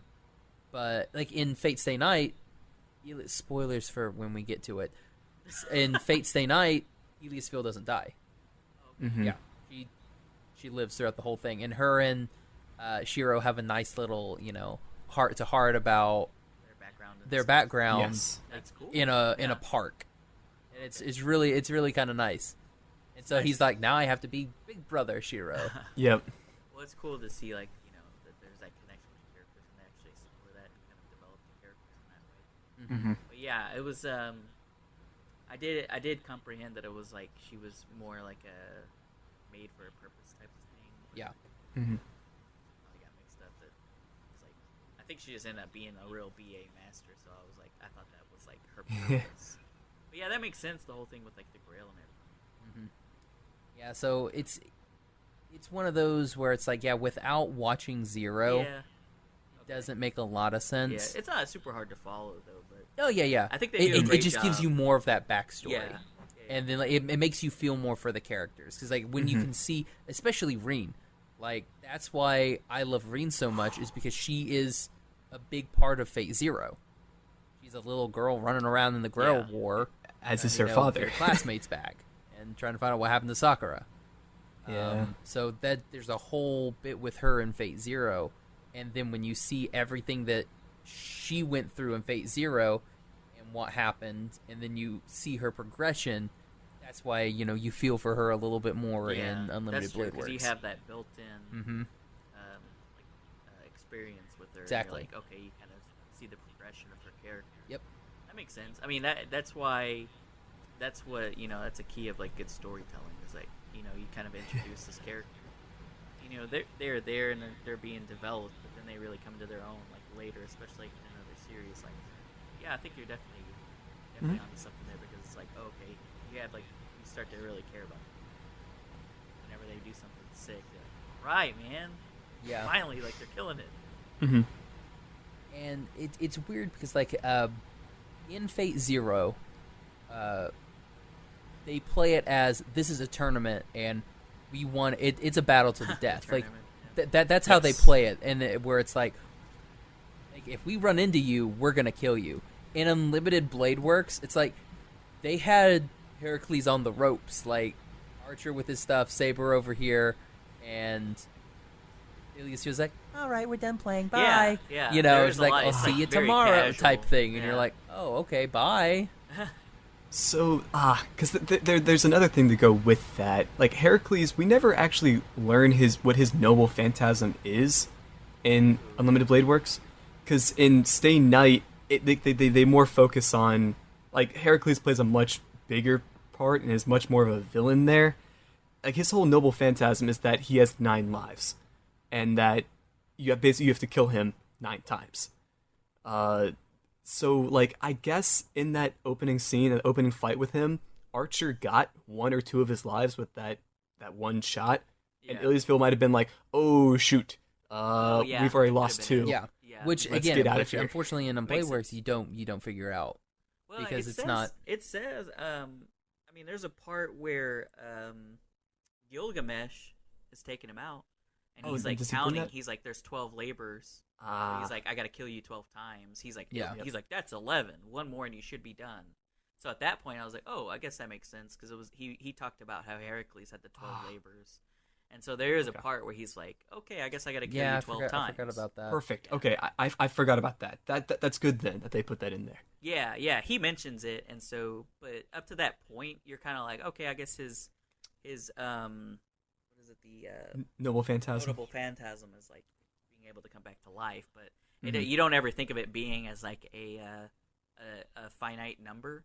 Yeah, but with your point just now, Graham, that makes sense. It's like, or was that you that said like he took out 2 of the lives? So you're like, that's Graham. Yeah, Graham. So then, you're like, oh, okay. Well, we better hang back for a little bit. Which that means. So here's the thing, because I doubt Gilgamesh knew that he had already taken out a couple lives. Yeah. So that means like how did he like get like 14? Did he get like 14 kills in, or how did that work? Because I thought it the same thing, and I thought maybe, I don't know if this is.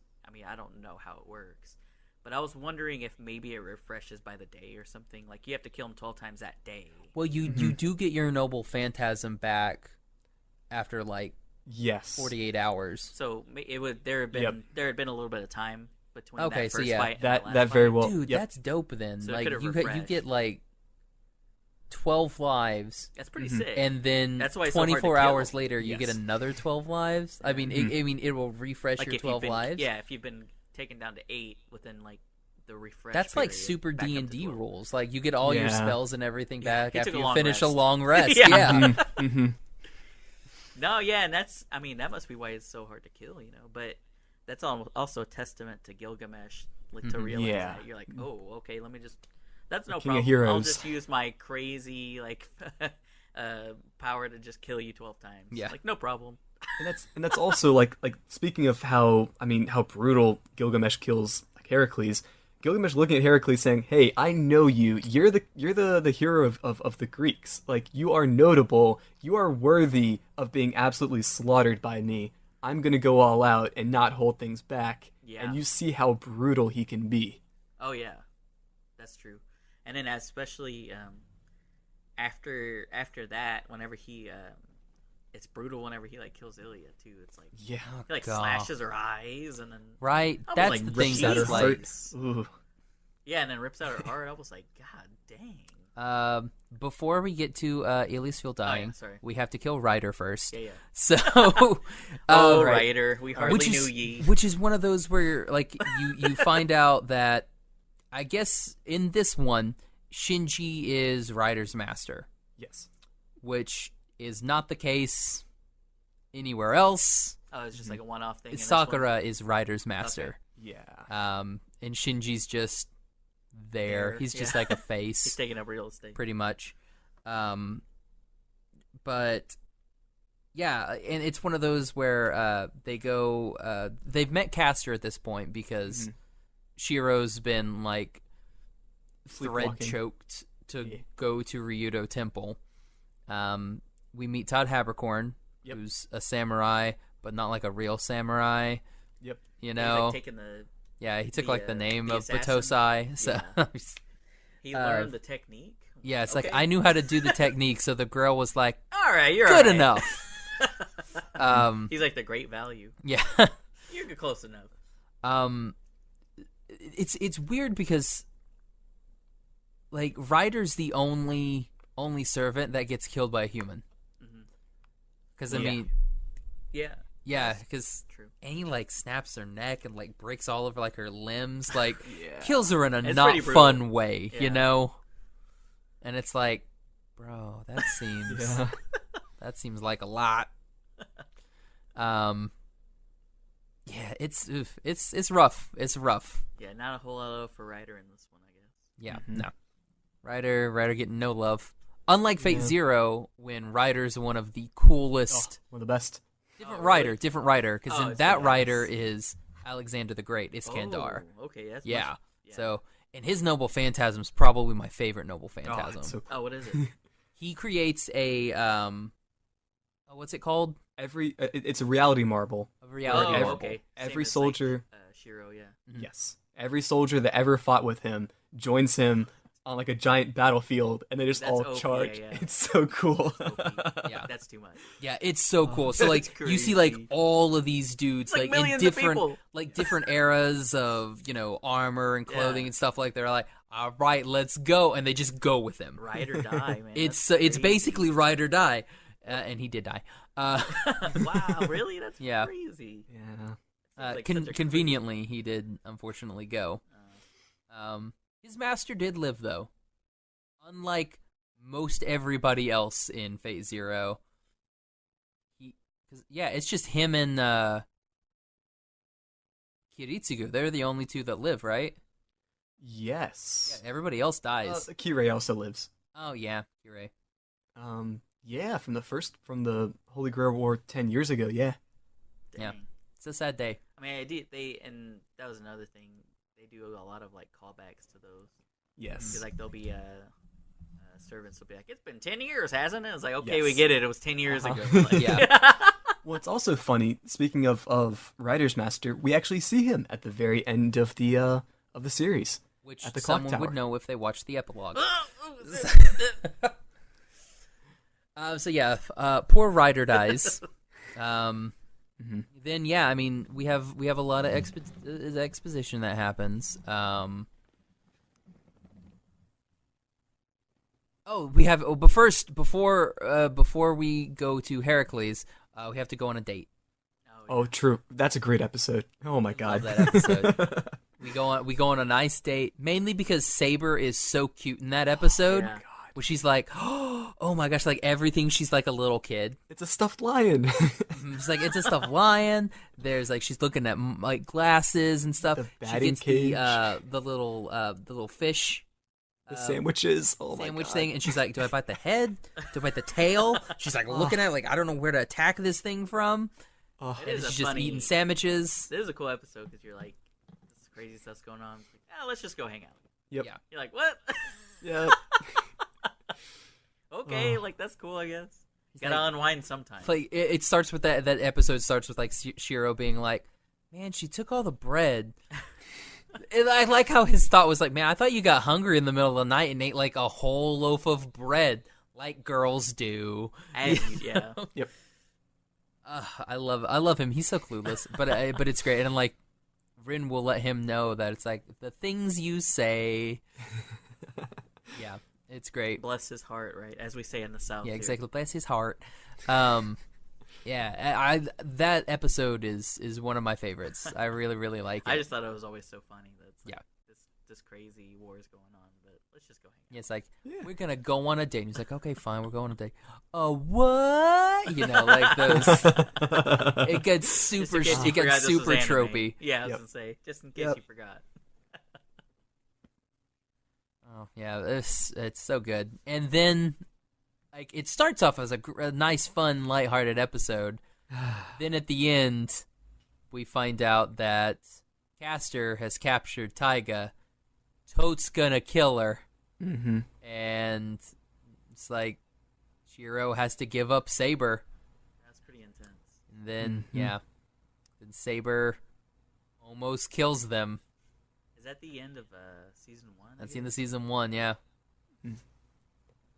Because then we start season 2 with like a weird like Castor episode. Yeah, she's an interesting character. Though. Yeah, I meant to mention her earlier when I was talking about people that I liked. She is a very in-depth character, whereas in Fate Stay Night, she's just there, and she dies like pretty easily. Phantasms there? Yes, they always have the same notable. Yeah, yes. That rule breaker one is. Mm-hmm. Well, because like I'm trying to think, like Ryder didn't use her Noble Phantasm in Unlimited Blade Works, did she? Nope. No. I don't think she ever did use anything. In Fate Stay Night, she uses her. Yep. She uses her Noble Phantasm.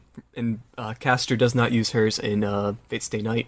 Like she just gets erased by Gilgamesh. Yeah, it's one of those where it's like depending on what path you play. Yeah. You're gonna make different what. choices.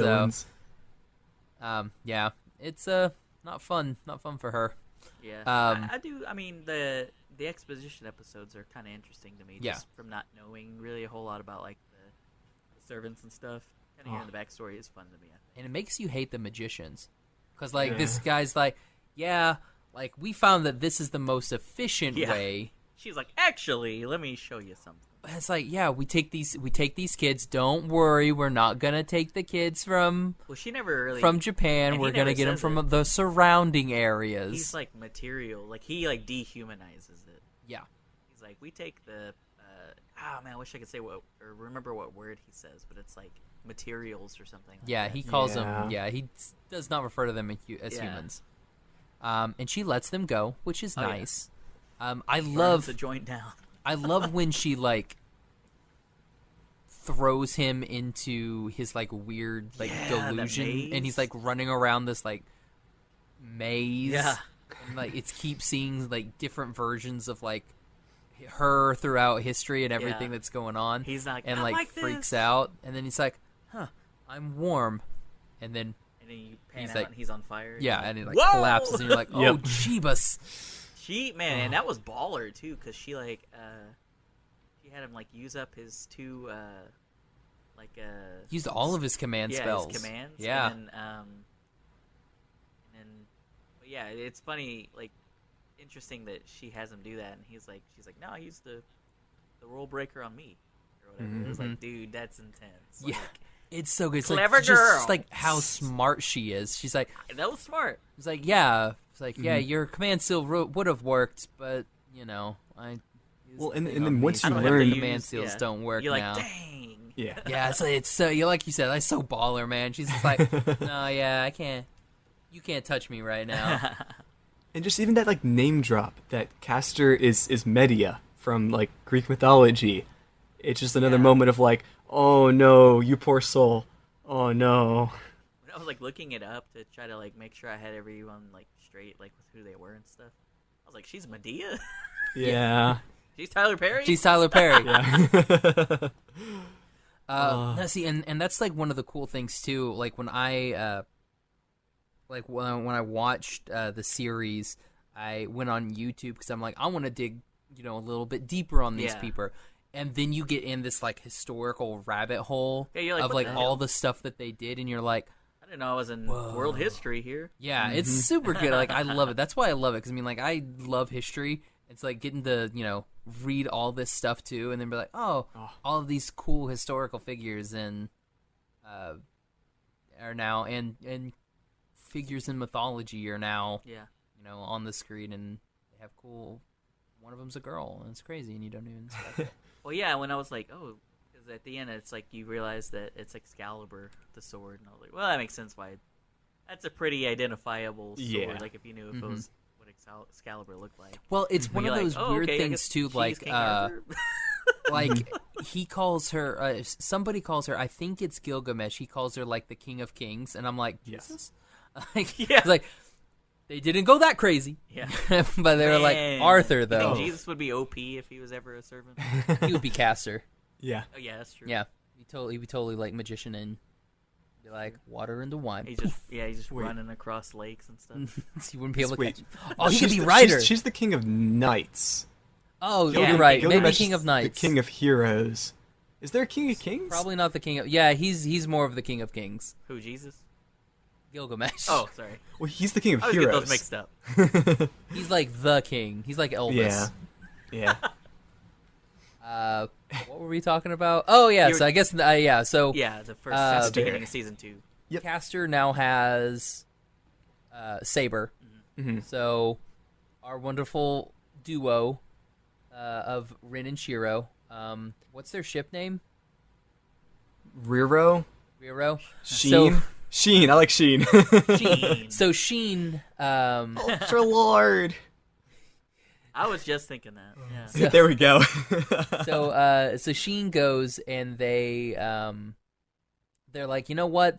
Let's go find Eliasville. She's gonna give us some help. Yep.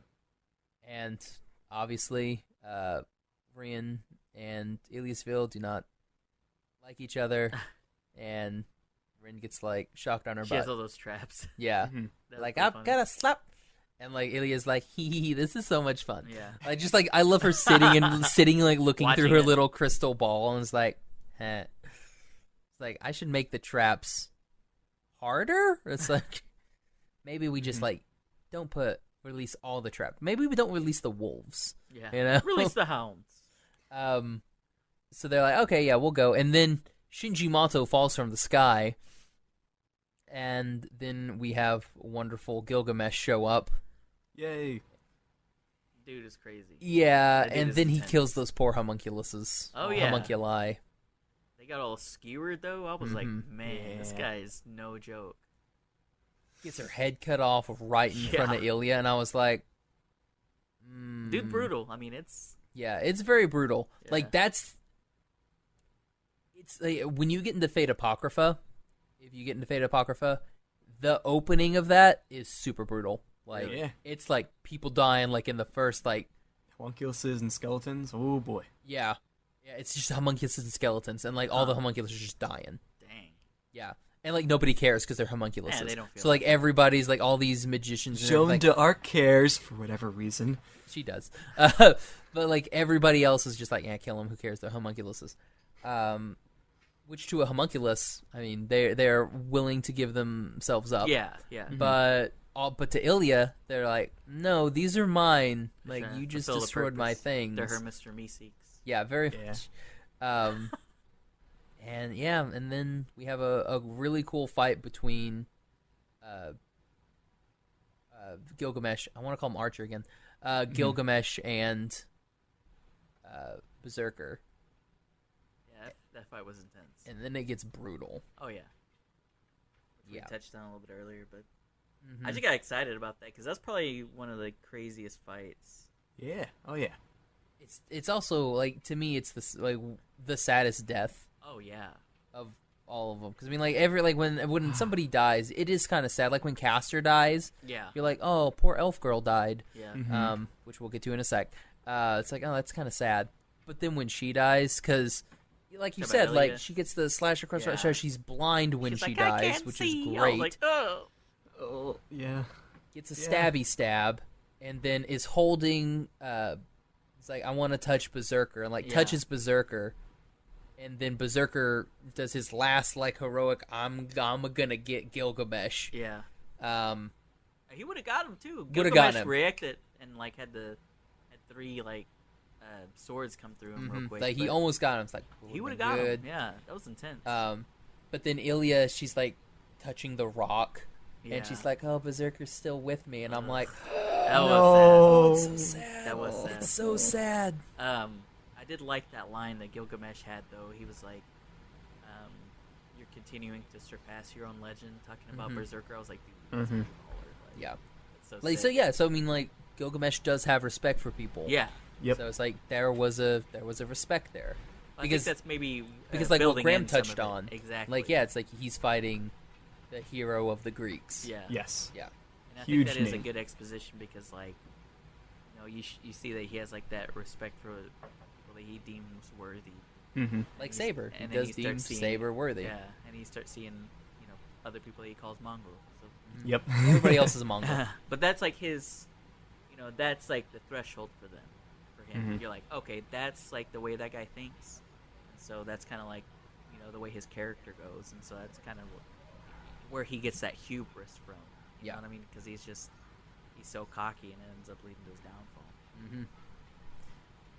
Yeah. So then, unfortunately, Sheen goes and they bury. I already forgot we were calling him that.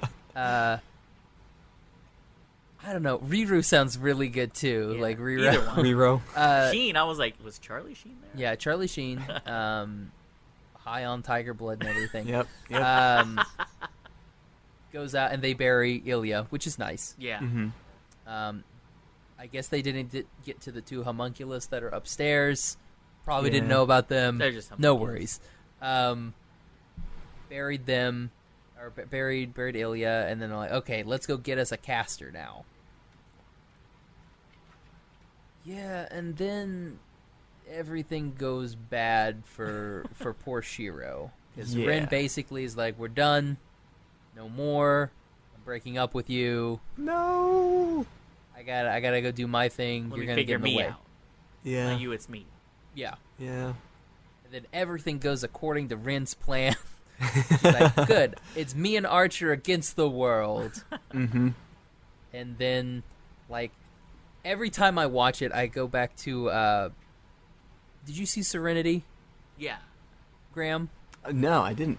Okay. Oh, okay. So at the beginning of the movie, when Wash is like, when he's playing with the dinosaur, he's like, curse your sudden but inevitable betrayal.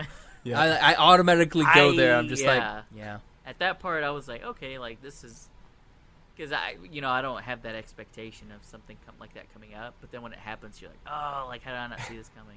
Well, and they set the seed early too, because Yeah. because Archer, like when she first gets him to like wants him to, like the caster's like, hey, come join me. Yep. He's like, well, I mean, right now, you're not that strong. Yeah. Maybe if you defeat, somebody else, Get you some clout, maybe. Yeah. Like Also, I'll love keep the touching on application. the idea of I like, won't turn it well, in. Reen just broke up with Shiro. Well, Shiro, that's like however many 100 years older, just broke up with Reen. Yeah. Exactly. So he's like, haha, payback. Yep. Exactly. Yeah, so like basically like Archer tells casters like, hey, I'm gonna keep you on Indeed. We'll stay LinkedIn contacts. If my current employment, if I decide I want to move on, I will buzz you. Yeah. Mm-hmm. Keep them in like the backup plan, Mm-hmm. the contingency. And then in this instance, they decided to buzz, and then Shiro and Rin are now servantless. They're just two people doing their thing. Mm-hmm. And I like That's how they're so like, brutal how like that happens though. Like how Mhm. he like ends up being like, no, like I'm not gonna be your servant anymore. yeah, Yep. it's Like- like I like, quit. Sorry, dang. Rin. Didn't even put in Yeah, his 2-week notice or nothing. Nope. it's nice. It's a really nice like betrayal. Oh, yeah. Like it It's a nice betrayal. Yeah, I'm sorry. Well, from a storytelling No, aspect, yeah, you're yeah, like, yeah. that's a really good betrayal. Like it's. I nice. was like that's shocked. Yeah, I was like, what? yeah. Like the first time you Gasp. watch it, you're like, oh, snaps. It was I was like, oh man.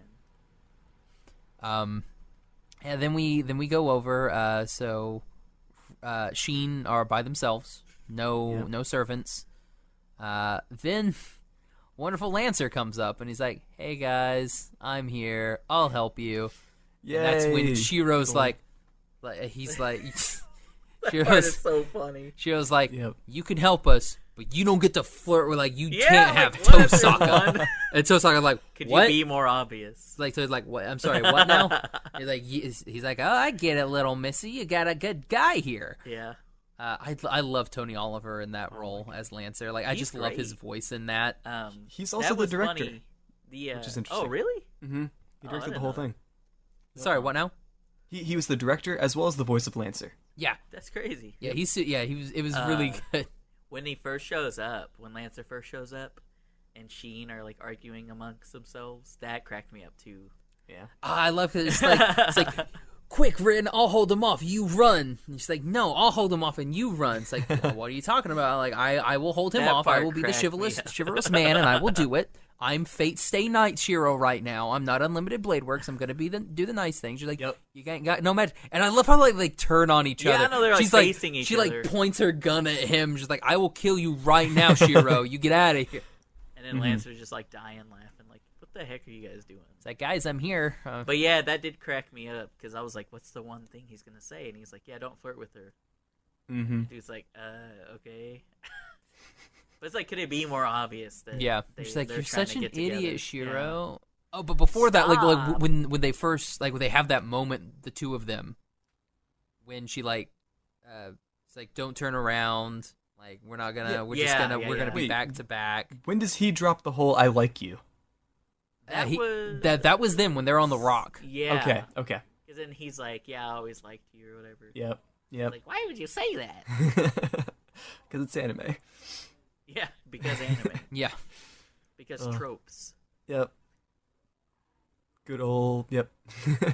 Yeah, it was good. And Like, then and so then after that is when Reen transfers part of her crest to Shiro or whatever.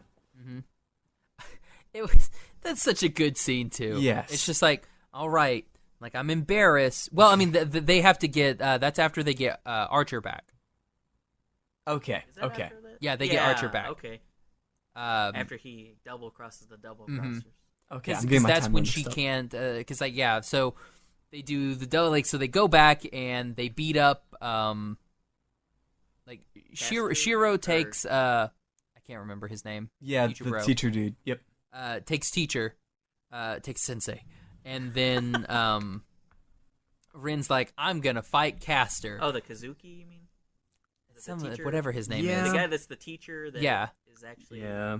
a master. So we have that, like, they have that fight that goes down, which is a really cool fight between Rin and Caster. The one between, Shiro and Mr. Kuzuki. I think it is. There it Kazuki. is. Yeah, Mr. Kuzuki. Oh, I was it's saying it's it. I was very saying like an American. Sorry. Mr. Banjo Kazooie. Yeah. Yes. Mr. Suzuki. Against Mr. Kuzuki, that's very just like Shiro's just getting punched. Yeah. That's all it is. There's no fight there. But then they end up defeating Archer, being Archer, turns the tables, and they end up defeating Caster. Then he kills Mr. Suzuki, or Kuzuki.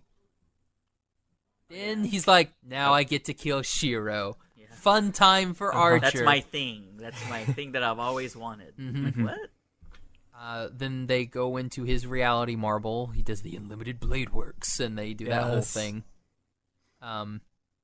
Then Rin and Saber form a shocking to me. contract. Very I was cool. Like, whoa! Like what?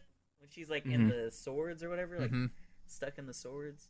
Yep. I was like, bro, like that's so crazy. That scene in particular is extremely well animated, and it's Yeah. just very impactful. When they're like both running and like rushing towards, like, Rin's Yep. got her hand out and Yeah. Saber's like reaching out for it. It's so good. I was like, dude, what's going on?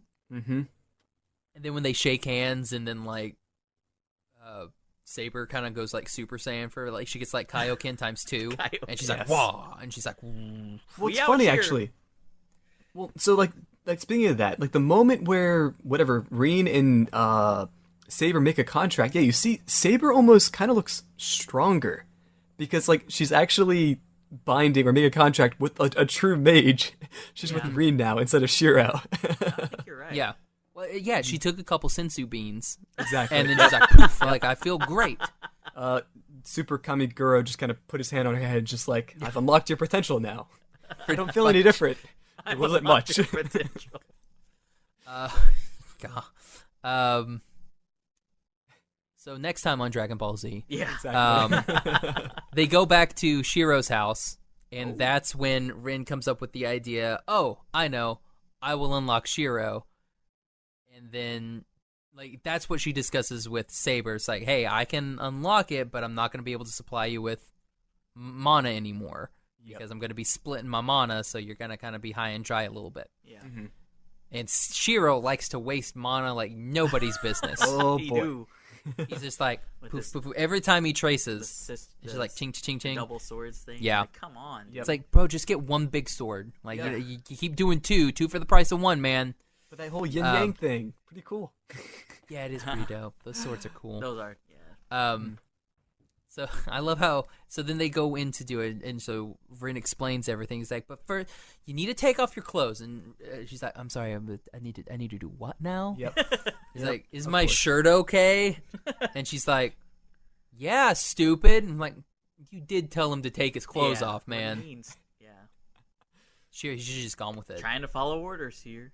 He should have just gone like all of it and just been like, Full nude. like he just goes and is like, "Let's go, Rin." I knew this would happen. Been waiting for this forever.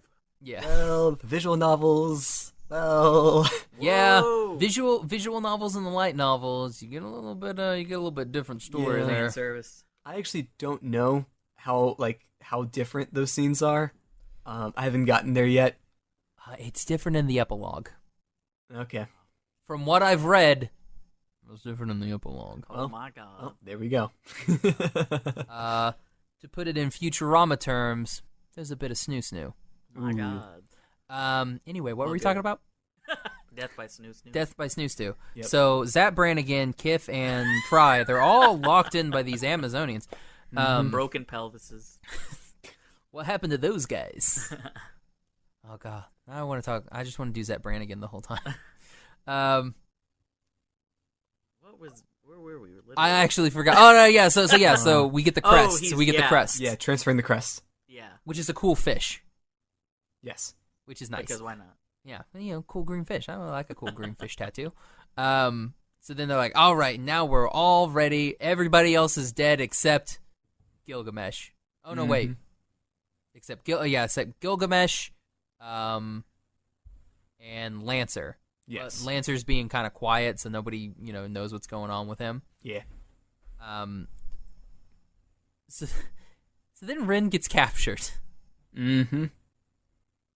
Why? Just cause. Rin gets captured. She had to for the story. She had to for the story. Rin got captured. Oh, no, wait, wait. She gets captured because Gilgamesh wants to use her as a vessel. Yeah. Oh, we skipped way Yeah, too you much. skipped some We skipped stuff. way too Yeah. much. Yeah. Because They have the heart of Ilya now, and they need someone with a powerful magical circuit to become the Grail. well, I forgot. Like Archer takes Rin after she forms the contract with Saber, and then he's Yeah. like, "Yoink!" and Yeah. runs away. And then, oh wow, we skipped a bunch. Anyway, well that stuff still does happen. But Archer captures Rin and is going to give him to, it's like, fine, you can have her after everything. Yeah. Yep. And then Shinji comes back and we're like, oh, Shinji's back. Yay, our favorite character, Love Shinji him. Mato. The super creepy guy who's just going to continue to be super creepy You get that rapey vibe from him. even into Oh. the next two movies. Ugh. Yep. I wondered if he was just like, ugh, the whole time. Yeah, he's just like, ugh. Yeah. He's just like, ugh. In every storyline, if he was like that. Just because in this one I was like, ugh, I hate that guy. Yeah, he's just that bad. He's like, oof, like you get dirty. He's like one of those dirty anime characters, and you're just like, ugh, I don't like him. Like I gotta take a shower after I see this guy. And like it's one of those like in Fate in Unlimited Blade Works, you're like, man, Ilya died, but Shinji lived. I know you're like, What kind the of heck? garbage? That's the world for you, right? Yep. Like Castor could have lived. Yep. No. It's like she would have been fine. She was just a poor elf girl. Mm-hmm. That just wanted a guy that wouldn't screw her over. That's all she Exactly. wanted. And That she what we all want. Yep. found him. Then she had to die. And she took the Yep. L. She took the ultimate L. Yeah, like so bad. Yeah. So yeah, we have a fun a fun time with Archer and Shiro just fighting each other, and Saber's like, I'm gonna watch. It's like, cool, thanks. Don't help. I got this. It's like, Shiro, you have like no magic. Like, you're useless. But she's like not his. Yeah, servant no, at she's that like, point but she anyway. can still fight because I mean, Yeah. she's still like But she pledged to, doesn't. be with, be with Shiro. Yeah. And so they're like, Lancer, you go get Ren, and he's like, you got it.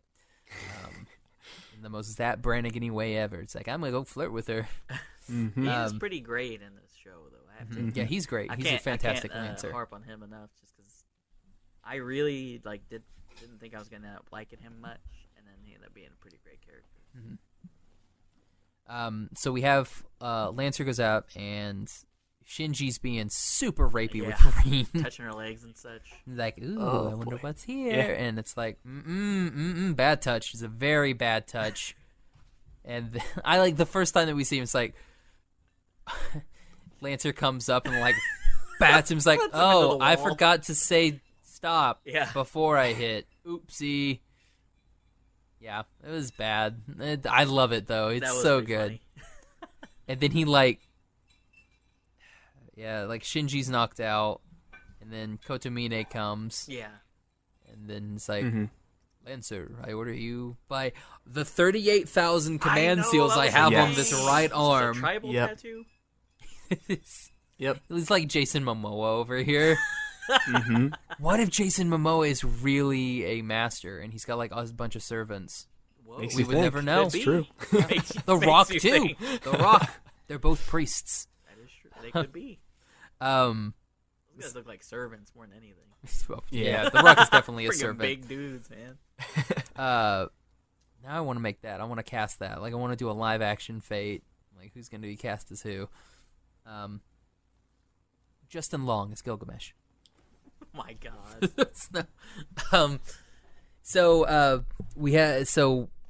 Kirei tells Lancer to kill himself, and he does kill himself Yeah. in a super cool way. He's like cling cling cling cling, like twirls Commits his Sudoku own. on himself. I like it too, where especially in this one, whenever a command seal is done, you can see the servants kind of like their body starts working on their own, and they're like, "Oh, I guess Yes. I'm doing this now." Like so, Lancer, he's like, you just see his arm like go up, and he starts twirling his spear, and like he just stabs himself, and he's just like, "Oh, I didn't really Yeah. want to do Yeah. that." Collapse. That is funny, like a couple times when he's Like the same thing with Saber. Like Yeah, at when the end. Rin's like, Saber, I Destroy order it." you to destroy Yep, this. yep. You see And her you- like hand go up, and she's like, She's wait, shaking. you better get out of there. Like I can hold it back for so long. It's man, I just love this show. It Just is like pretty this, good. like all the little extra yeah. touches that they do in Yeah. it, just make it as believable as possible, as one can. Yeah. But yeah, so he kills himself. kills him, and then Kirei, Lancer's like, "Nuh-uh, I'm still alive." Stabs Kirei That was pretty baller. I was like, nice. after he basically, kind of. One of his like little traits is actually called like battle continuation. That just like one of his whatever the characteristics is that he doesn't die. Like, awesome. It's like, I'm alive. But yeah, it's I mean, it's like the classic anime thing of like the guys like perv out over the girl for a minute and then they end up getting killed. Cause then he Yep. like touches all over her boobies and stuff. And the villains talk way too long. He does I'm weird. He's kind of weird, that Kirei. Then he gets stabbed, and then yeah. Lancer's like, "Okay, I'm dead again." It's a second time possum, and then Shinji's like, "Everybody's dead but me and Ren. I'm a Yep. have my Perv out again. fun." Yeah. Yep. So then he's like, pervy powers activate, and he's like grabs her by the legs, and I'm like, this is bad. This is not good. And she's like, Shinji, you better stop now. And he's like, nuh-uh. And then he gets like grabbed by the head and like thrown into some more stuff. And I then thought he gets, was gonna cut his head off. Then he gets a little nick on the arm. Yeah, he like And he's like, Yeah. he runs away. I mean, I thought he was dead. Yeah. I thought he was done right there. And so when he didn't get killed, I was kind of like, dang it. Then we have our nice Lancer goodbye, which is another good goodbye. Oh Yes. yeah, and he like, very sets everything on fire. Yeah. I was like, bro, He's this like, went out like a G, I got my like a runes. Viking Mm-hmm. on some Viking type stuff, man. Set the whole thing on fire. Yeah, it's good. And then we have Archer comes back and he's like, okay, Archer and Shiro have had this fight the whole entire time. Yep. Wasn't Saber fighting the assassin too Yes. at this time? Todd Habercorn. The guy that No, was posing this as is at the end. Yeah, that was all going on. Oh, okay. That's at the end because like in this one Oh, she's just okay. watching Shiro and That's right. Okay. yeah, That we're- wasn't at the yeah, same time. we keep I'm sorry. jumping around. I'm trying to rush it. I'm Yeah. sorry. Yeah, so like she's just watching Shiro That's right. and At then that fight. time, she is just she's watching him fight. And Archer. then Rin comes up and everybody's like, Norm, but with Rin. Yeah. And they're like, yay, you're back. And then Gilgamesh shows up and he's like, hi, I'm a Going dick. down for Poof, real. poof, poof, poof. Mhm. Like, semi-kills. We think Archer dies. And we're like, oh, no, not Archer. Yep. And then he this place is burning. Deuces, I'm out. And then, like, takes Ilya's heart and, like, shoves it into Shinji. Yeah. Yeah. And it's yeah, like, yeah. you will be the Grail now. And then Shinji goes Akira, That's another so- very, very Yeah. weird little body scene. horror. Oh. That was pretty intense. I was like, ooh. Yeah. He was like Akira. That's such a good description. It is. 'cause Yep. it's like, blah, blah, blah, blah. Almost like Fist of the North Starry. It's like he just like Yeah. starts It's very bloating much out in body different horror. places. Ugh. So gross. Graham. Ugh. Yeah, exactly. It's just the whole. Oof, that scene goes on a little too long. It does.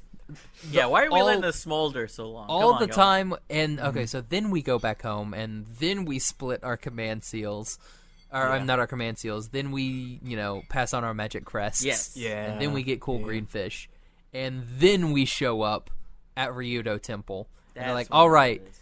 For whatever reason, I don't know why they didn't. I'm not 100% sure, like the logistics of what they were going for. They were like, "Okay, so." Saber, you go through the main entrance. We'll sneak around the back where the Grail is. And then I'm just like, you guys could have been in the same place, and then I think Yeah. she could have drawn yeah. Gilgamesh away, though. I think she was like, they sent her to maybe Because they didn't know that Assassin was deal alive. with Assassin. They didn't know that he was alive, though. Yeah, but whenever the Grail's starting to be summoned or whatever, though, doesn't he show up as like the guardian of that? He like Yeah, watches because it. it throws everybody in Yeah. to surprise. Because Archer doesn't. I mean, not Archer. Saber doesn't know that he's still alive. Yeah. And the other two are like, but wait, if you're here, Yeah, who is that? other like guy? who's Saber fighting? Yeah, That was pretty. that was kind of good. It It's was the like, great hi, value I am guy. here. And then he had that like 10-foot long sword. That thing Yeah. was crazy. Yeah. He I think it's Sephiroth. called the laundry pole or something like that. Yeah, I think he called it like the laundry something. Yeah. But yeah, he's basically Sephiroth with his giant Yeah. ass sword. Yeah. Then we have a fight there, and then Shiro's like, "Don't worry, I'll get Gilgamesh." Yeah, you're like, Like, dude decided to good sack luck, up bro. big time. and then they fight, and Shiro does his little like, Yeah, I've because at this mastered point, all you already the fought swords. Archer for so long that it's like, all right, whatever. I'll just fight another one. Like that whole scene in the Unlimited Blade Works thing, like between Shiro and Archer. It's just like that's a big battle of whatever, like physical, but also like there's the whole moral thing going on as well. yeah, we did kind of gloss over that, but it is a big part of what goes on. Yeah, a lot of Shiro talking. does not want to be He Archer. doesn't want to. Yeah, he doesn't want to like just unnecessarily fight. Yeah. What's the quote? Like, you may be right, but you're not correct. Well, that's You're like the like, say okay. like the whole remember like there's the old like the Fate Stay Night like messed up sub thing. Yes, Like, have you ever yes. seen the thing where it's like people die when they are they're- killed? Yes. No, that's Yeah, hilarious, it's a though. little meme. It's like people die when they are killed, and it's Shiro. And you may be right, but you're not correct. And Okay, that's funny. And I think I don't know if I mentioned this earlier, but I actually started watching it out on the sub. Yeah, Okay. I changed to the dub, but man, maybe I should stick with the sub. Oh, no, this is on Fate Stay Night. It's Oh, it's okay. just a bad translation Gotcha. error of people Yes. die when they are killed. yes. They're like, yeah. That That's is- what happens. They're not wrong. Words of wisdom. Mm-hmm. That does happen. So then we have our fight between Shiro and Gilgamesh. While Rin is like, I have to go save Shinji, apparently, because I guess that's what I'm gonna do, and that's what happens. Yeah. Just leave him. What are you doing? It's No, I'm like- just kidding. It's true. It's like you could have just killed him. I Just could cut his have. head off. I guess you gotta save him to destroy the whole Grail thing. I guess. 'Cause he's the vessel, I guess. Yeah. Which still though sucks. Yeah. Shiro is kind of getting worked for a while there, and then something finally clicks, and he realizes that he can take out Yeah, Gilgamesh. he's like all of your cause they go into Unlimited Blade Works. Yeah. And then he's like, yeah, like all of your stuff, like there's just no substance behind it. That was like, pretty you're- baller, though. Yeah, it's like you have all these weapons, but You you haven't don't mastered know. any of You've them. never used any of Yes. these Yeah. weapons. Yep. It's such a good That's bit pretty of smart. dialogue, Like, and you're it's- like, yeah, damn. it's good. It's probably, I mean, up to that point, it's like Shiro's like magnum opus as far as like coming up with the strategy to like fight. yeah, Mhm. You're like, oh man, like it's really like smart that you realize that that is going to be your advantage in this fight, and it ultimately is. Mm-hmm. yeah, And that's a great fight scene. It's a fantastic Mhm. fight Yeah. scene. Oh. And you see, like, it's cool because like there's so many calculated moves there where you see like it shows Gilgamesh sending a specific weapon at Shiro, and it shows Shiro saying, "Okay, it's that one. Let me match that." Yeah, like all Yep. all of the weapons are matching It's each intense. other, which I is was like, really dude, good. This is pretty baller. Like that was a really well like animated scene, Mm-hmm. just like all the other ones. But, Yeah. but the fight scenes But- especially, I think, look amazing. Yeah. And they went all out on like the last episode, which makes sense. Yeah. Oh, Like, yeah. oh, we have a little bit of budget left. All of it. Let's just blow our Exactly. load here. Yeah. Yep. They're like, we don't have to do anything for the epilogue. I mean, that's just like there's no fights or well, It's I just didn't watch there's it. there's a fight Oh, in there the is. epilogue. That's why I didn't finish it. That's what I'm saying. Um, there but is you get one, to I s- guess. yeah, there's the one fight. And we'll get to the we're almost at the epilogue, so then we get to Yep. run the epilogue for That's okay. Harold, so my it'll own be fun. fault. Yeah. So then things are going well for Shiro. He cuts off Gilgamesh's arm. Saber has defeated Assassin and is going to Rin. Or Reen. Then Gilgamesh's like arm turns into a black hole. Oh wait, no, I guess we have to have the Grail getting destroyed first. Yeah. So the Grail gets destroyed, and Excalibur is used, and we get basically an explosion, but with Excalibur, and then poof, Mhm. everything goes gone forever. And then it's like, she used their, Saber does the whole like, Saber Or- does the whole. Well, I hope you guys are good to each other. Oh yeah, and she Bye. Avengers off, She goes away. fades away. Then when this happens, then Gilgamesh's the black hole where his arm used to be. It's the Grail being like, "We want you now." Yep. And then he like grabs Yeah. Shiro, Oh yeah, gets the chain and tries Mhm. to pull him in with him. and then we have Mhm. Archer being BA. It's like, That's so it's like, sick, dude. bro, turn to the left. He's like, "What?" Pop. He's like, you can go with him if you want, but why don't you turn to the left real quick? hmm And he like hits that shot from like 2,000,000 yards away. And then just like, we have. What's the last word that he says? Does he call him a mongrel? Like as he dies, he says something. Oh, you're right. I don't when he recall. dies. Because He gets Archer shot him in the right head. in the forehead, and I think Yeah. he says something like bastard. I can't remember what it was. Yeah, he has like Something along one those little lines. final like bad word Yeah, and then or bad guy word. he's dead. We should ask David. Graham, next time either you or I talk to Yes. David, we'll ask him what he Yep. said. Yep. Remember what your character said back in 2015? He'd be like, no. So then we have because David Vincent voices Gilgamesh, Yeah, David Yes. Vincent's Gilgamesh. Yeah. Yeah. So we Yeah. could ask him, like, what was that you said, like, right when you died? Yes. So then we go over. That's when Archer has to say goodbye. Like, Archer says goodbye to Rin, and he's like, "Take care of me." Real heartfelt dialogue there. And then, like, when he turns around, his hair just happens to look like Shiro's, but white. Yep. It's good stuff. Then they put a bow. They put a bow on it real nice there. They put a nice bow on it. And before we get to the epilogue, we're going to put in. Graham and I did an interview with Bryce Papenbrook. Yes, So we we're did. going to put that in here, and then we'll come right back with the epilogue. Hey, guys. We are joined by Bryce Papenbrook, who is the voice actor for Eren Yeager, and we're going to talk some Attack on Titan. Awesome. All right, let's go. do it. Well, I had nothing to go with that. I was hoping to trip you up with the Attack on Titan. That was an immediate response. Yeah, but There's no tripping me up. I'm ready to go. he completely got me. Well, Well, I thought you were darn. going to be ready with Attack on Titan questions, too. No, shoot. Darn it. Well, so It's- how's it's season current. 3 going? It is Attack on Titan season. Mhm. Yeah, it's going great. I'm really, really excited to see where the story goes.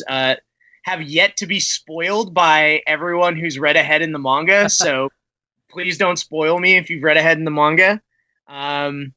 So yeah, just it's been great. I'm preparing myself to scream again. I feel like I an can Attack on sense it Titan? coming. Yeah, I don't think You don't do much of that there, do you? Your character doesn't do that really. He's just soft spoken, Yeah. very quiet for most of the season. That's a lot of your characters in general. Yeah, exactly. None of my guys scream. Yeah, I don't know if any of you have watched, but like Bryce's characters in like Sword Art and Attack on Titan, they're very monotone. Mm-hmm. Same as Shiro. Yep. Yeah, Mhm. Shiro, like he's like very Down he to earth. basically plays Adrian from Miraculous Ladybug in all of his stuff. Oh. There we go. He's just very calm, cool, and collective the whole entire time. Yeah. Cool. So, real quick, That'd be Bryce, nice. on Attack on Titan, have you recorded the part where Eren meets his mom again? Wait, I'm what? just kidding. That Don't doesn't spoil it. that Like, doesn't wait a happen. She got eaten in like the first episode. That can't Oh, happen. You actually had me there. Well, there's a flashback in season 2. I'm like, hold on, is there something else that's gonna get like remembered in a flashback? And I don't know. Yeah, no, I thought you were that actually was, like, of course, Aaron's mom is also a Titan. Like that would just be everybody's most- a Titan. Yeah, Bryce is actually a Titan. True. Like that is not true. Eren Yeager. Bryce Papenbrook is a Titan. Yep. He shows In up and he's like, fact, "Rawr." That's what I wish. Oh. Oh man! All right, so we're gonna be talking about your work on Fate Stay Night, primarily Fate Stay Night Unlimited Blade Works, the series. Great. So I mean, you've been voicing Shiro now for the last three iterations. Well, actually, I started as Shiro in Fate Stay Night Unlimited Blade Works. Fate Stay Night existed, had an earlier iteration quite a while ago, and Shiro was played by another actor, Sam Riegel, who's just awesome. But I think the story is sort of a different path in Unlimited Blade Works, and I think they wanted a different take on Shiro, and I auditioned for the part, and Tony Oliver cast me. So gotta love that. I was really shocked and surprised to get cast in that role. You know, you can't really foretell what parts are coming down the line. So I was just really excited to be part of that universe. I was familiar with Fate Stay Night, but I was just excited to be part of that universe. I knew how beautiful the show was, how deep it was, and I also knew how passionate Tony Oliver was for the series, because he's been part of the show since the very beginning. And so you voiced Shiro for Fate Stay Night Unlimited Blade Works, the series, and Yes. also in the movie. And then you're also voicing Shiro in Heaven's Feel as well. Yes, Heaven's Feel is the movie. That's the first of 3 movies we've recorded. Yeah, I mean, I know that they did a little Fate Stay Night Unlimited Blade Works, like it was a movie to go with. It's like I don't know. It's like a really condensed movie of Unlimited Blade Works. They have a broken down version. I have not even seen that. I know that there's like extended episodes. Like there's an episode 0 that happens in Unlimited Blade Works. There's sort of like a prologue that happens after the series. But I haven't seen the sort of condensed version. That would be really cool to see. Yeah, it's really kind of cut up. It's really nice because I mean it's only like 2 hours. So if you don't have time to sit through 25 episodes ranging from 45 minutes or 24 minutes to like 45 minutes, you can watch the movie, which is a nice refresher as well. That's good to know. I mean, the show is so deep, so I recommend if you're going to get into it, do it right and sit down and watch everything because it's just sorry. I actually have a friend that I'm trying to get into the Fate series, and I know he tried starting with Fate 0, and he didn't like it. He tried watching the first couple episodes, and it wasn't for him. He's recently tried Unlimited Blade Works, and it's really clicking with him. He's about like halfway through now, and he loves it. Nice. Yeah, I guess the tones are slightly different, but that's great. I mean, I really enjoyed Fate 0, but I don't know. I feel like they've upped the animation budget even further from there. Oh, like so much. We joked around called Unlimited Blade Works Unlimited Budget. Awesome. It certainly feels like it. yeah, it is a beautiful anime. So Bryce, what was one of your favorite things working on Blade Works? I think just going through that journey with Tony Oliver. Tony's the director of the show, and like I mentioned, he had been part of the series since the beginning. So there's moments where he would explain, why Shiro's making a certain action or what had been happening surrounding Shiro, and it's just so deep. Nice. And he added so much detail to my performance. It was just fun to go through that journey. And then, of course, watching it back after was really, really cool to actually see those things that he described. I feel like I'm still learning about the series. Like, there's so many details that I fully trusted him. Because I didn't play there's games that it's based off. And I know KG Tang, who plays Archer, he is very familiar with the Fate universe. I know he's been playing the mobile game quite a bit too. We had a big giant Fate panel at MatsuriCon, and he was pulling while on stage. I think he had a good draw while he was sitting next to me. Yeah, he pulled the event servant. I'm addicted to the game as well. So I was tempted, and then he even someone from the audience went up and he rolled for them and pulled the same thing for someone in the audience. I'm like, can you do me next, please? Yeah, I know. I am nervous to get into that. I feel like it would very quickly suck me in. And I know that everyone at Aniplex plays all the time because the producer of the Fate series, she was playing and showing off her shirtless Gilgamesh to me. So I mean, honestly, who wouldn't? Exactly. I was teasing David Vincent, who plays Gilgamesh, that she carries him around with her. But good choice. Very good choice. All right, so we do have some fun questions, and I think Graham has the first fun question for you. Yeah, so now we're getting into the spoilers. We're actually talking about the characters themselves. So we see that towards the end of the series, we learn that Archer is Shiro, just kind of older, more mature. It's we see that he went through a couple phases. What do you think would lead Shiro to dye his hair white and put on that spray tan and stuff? some bad stuff. Dark turn. I mean, I can only speculate. Like Archer's personality is so different from the personality that Shiro demonstrates at the moments that I've played him. So I really don't know what happens to him. Mm-hmm. I know that we're going to find out more about a lot of the characters in the next movie, because KG has teased me and said some things like, "Oh, you'll find out about," and then he stops and doesn't spoil it for me. But I don't know what's taking him down that path. So do you think it's just a phase? Do you think, like, I don't know, he's like going through like a it's a midlife crisis? Yeah. What do you call that? What kind of phase is that? I'm gonna go dye my hair, white and start killing people with a bow.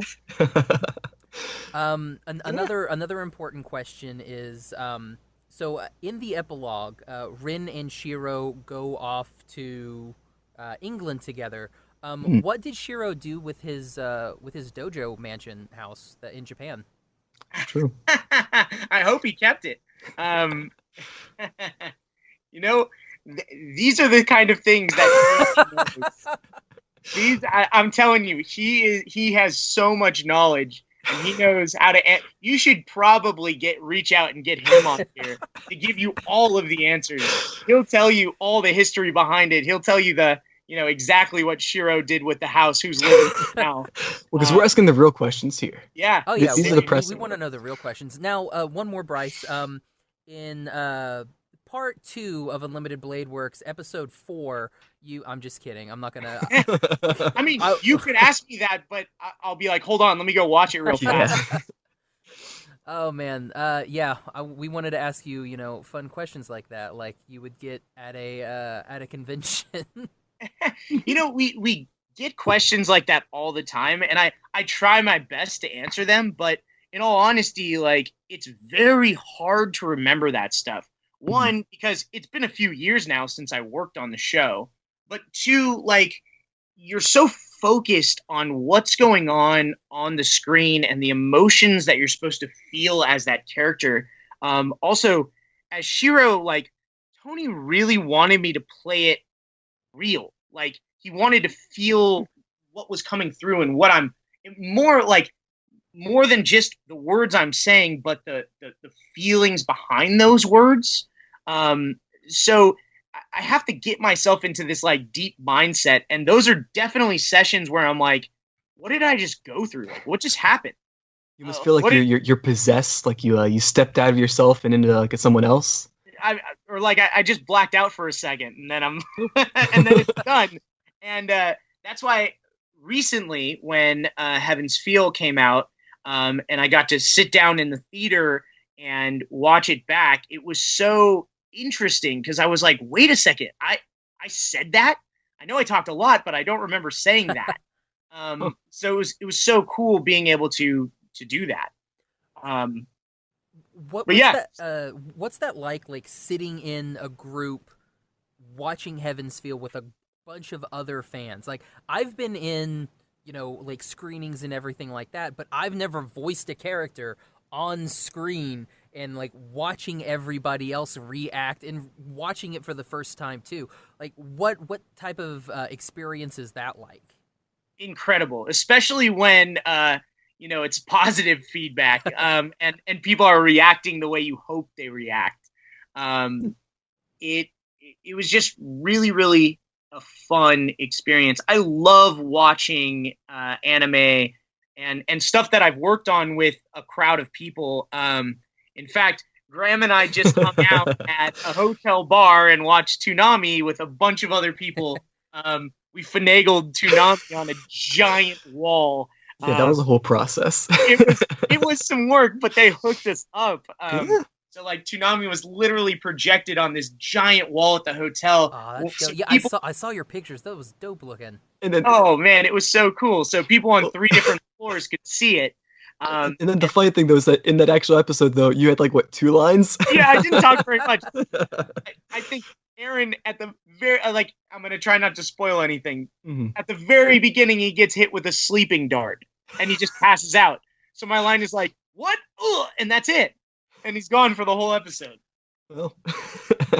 But I was, that's awesome. I was there. We spotted my name in the credits. So Yep. But those kind of experiences are really fun. You get a different vibe from the show because people notice things that you don't. Like, for example, in Heaven's Feel, there's one moment that I didn't get the first time I watched it, because I watched the movie in Japanese actually at the Australian premiere before they told me that I was working on it. I was lucky enough to be at a convention with the Japanese actress of Rin Tosaka, and they had the Japanese premiere of Heaven's Feel, and I got to hang out and watch it with an Australian crowd. And there's a moment. Have you guys seen the movie? I have. I have not. It did not premiere in Oklahoma anywhere. I was very upset. I sent a strongly worded email to Fathom Entertainment. Yeah, we need more of those, more anime in theaters. It's so cool. But there's a moment in the movie that involves very hot soup, and the entire crowd was laughing. And I was like, why are they laughing? When we went back and they explained it to me, and then when I watched it again in English, I was like, oh yeah, that's good. That's good moment. And the way that because I saw it in Japanese, I understood how Shiro should act in that scene. It was great. It's really great. Well, so I have another kind of serious question, I guess. Sure. Given the nature of how English dub recordings work and how you're typically just recording your lines by yourself in a booth, when you go when you watch the movies and you watch these projects you've worked on and stuff, is it almost kind of like watching a puzzle come together, like watching your piece and Tony Oliver's piece and Mela Lee and Kaji Tang and all these people that they're, I guess that might be more of on a director's side, but I don't know. Does that sort of parallel hold any? Yeah, I mean, it's interesting because I know I'm only one piece of the puzzle, and sometimes I get a snippet at other actors' performances, but I do have the entire script. And I do know what the Japanese actors sounded like. And I do get a description from the director of what they're going to be looking for. So you really have to use your imagination if you're the first one in the booth. Mm-hmm. And then when you watch it back at the end, it's like, oh, that's what they were going to do. Or, oh, that's why this is such a big deal at this moment. It all kind of comes together in your mind. So, yeah, I guess it is. I mean, for the director, it very much is putting a puzzle together. Mm-hmm. And I feel like they have a vision of the solution. And as the actor, you just have to fit into that puzzle the right way. And sometimes you give them a different idea of how you would solve it. And they're like, that's not the right answer. And sometimes you give them something interesting and they're like, huh, I see how that could fit in. Let's go with that. So it's really challenging and fun. You're really kind of handicapped without having the other actors there. Mm-hmm. Because in a group record, you play off each other and you take energy from each other and you build on ideas and it's just a different kind of challenge. Now, very cool. You mentioned you'd already you'd seen Heaven's Feel before you recorded. Had you seen any of the Fate stuff in the Japanese before you recorded? Did you watch Unlimited Blade Works before you actually went and recorded your lines?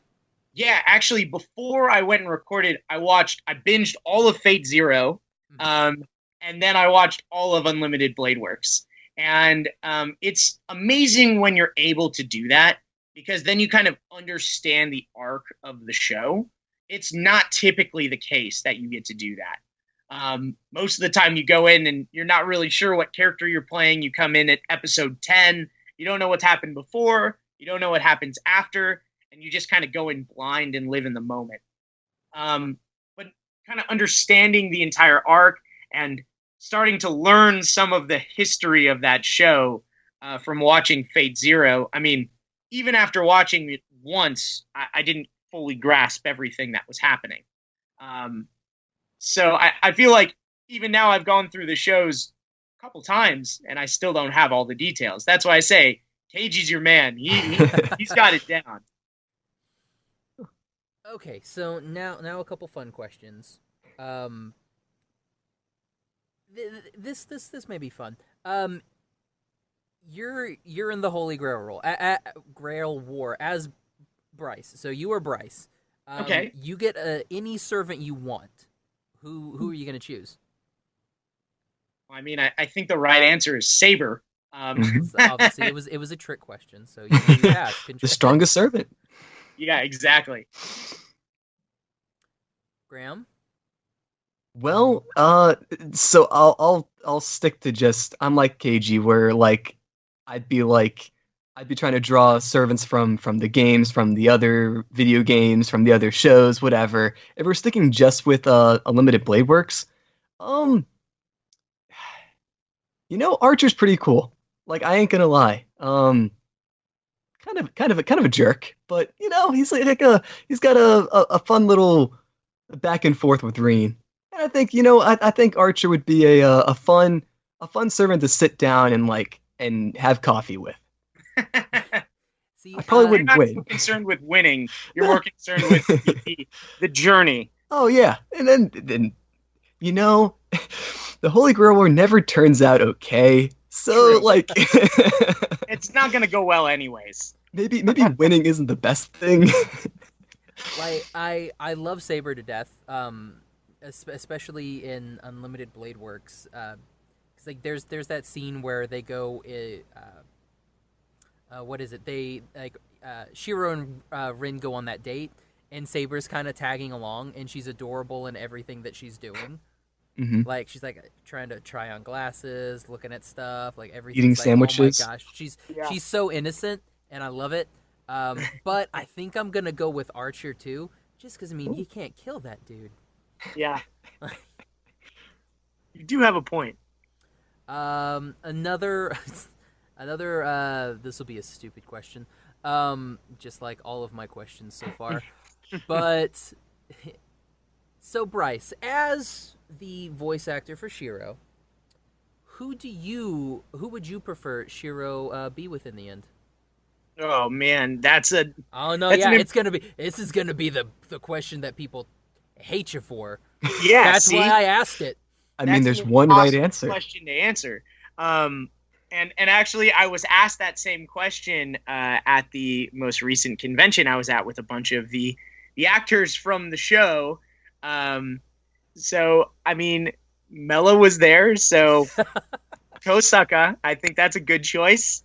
I mean, it's the right answer. Yeah, it's honestly the only right answer. Play it safe.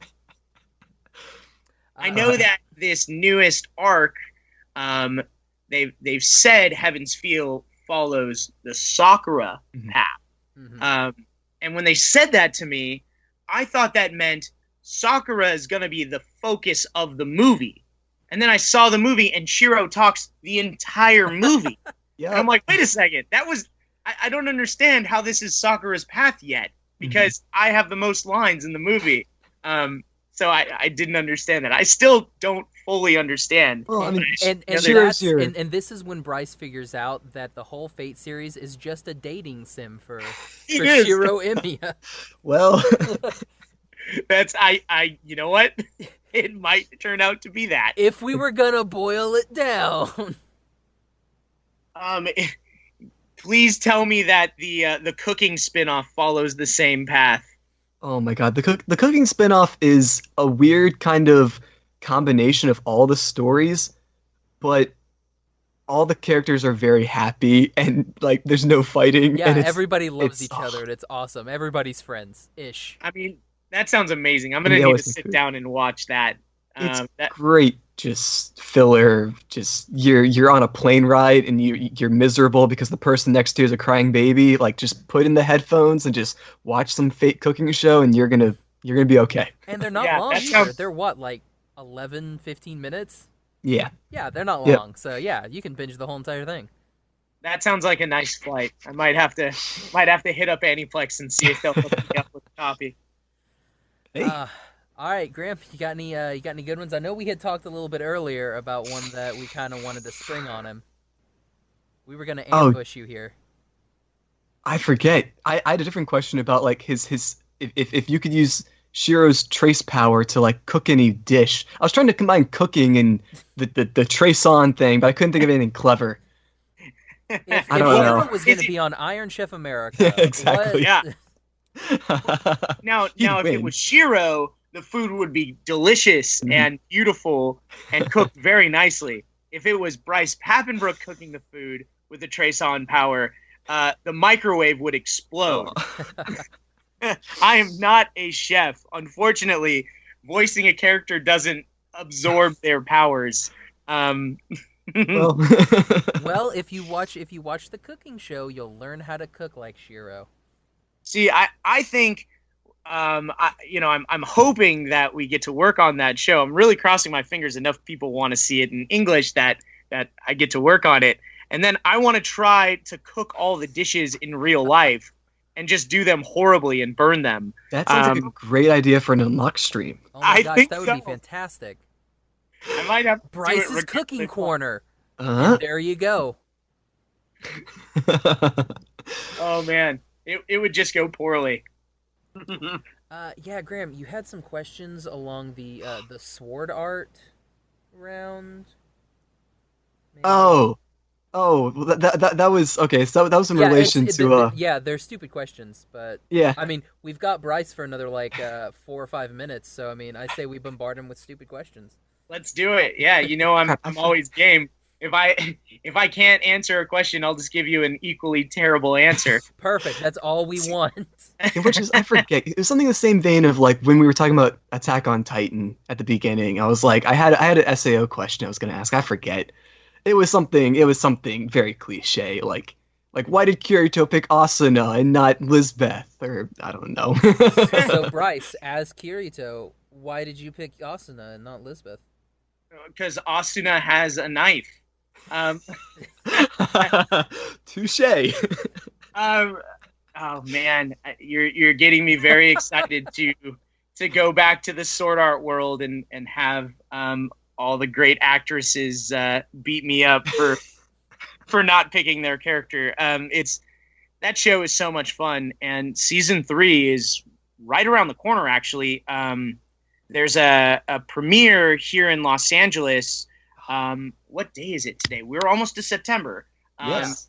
September 15th. It's dang. like on this rooftop theater thing, and there's like this whole world event where they're premiering SAO in a bunch of different countries. So like I'm super excited to go see it. That Maybe sounds we'll have to watch that awesome. on the book club. Ooh. Yeah, hey, there we go. Who knows when the season will be like out and produced, because of course they don't tell me these things. But knowing that it's coming in Japan, most of the time we don't know if we're going to work on it or not.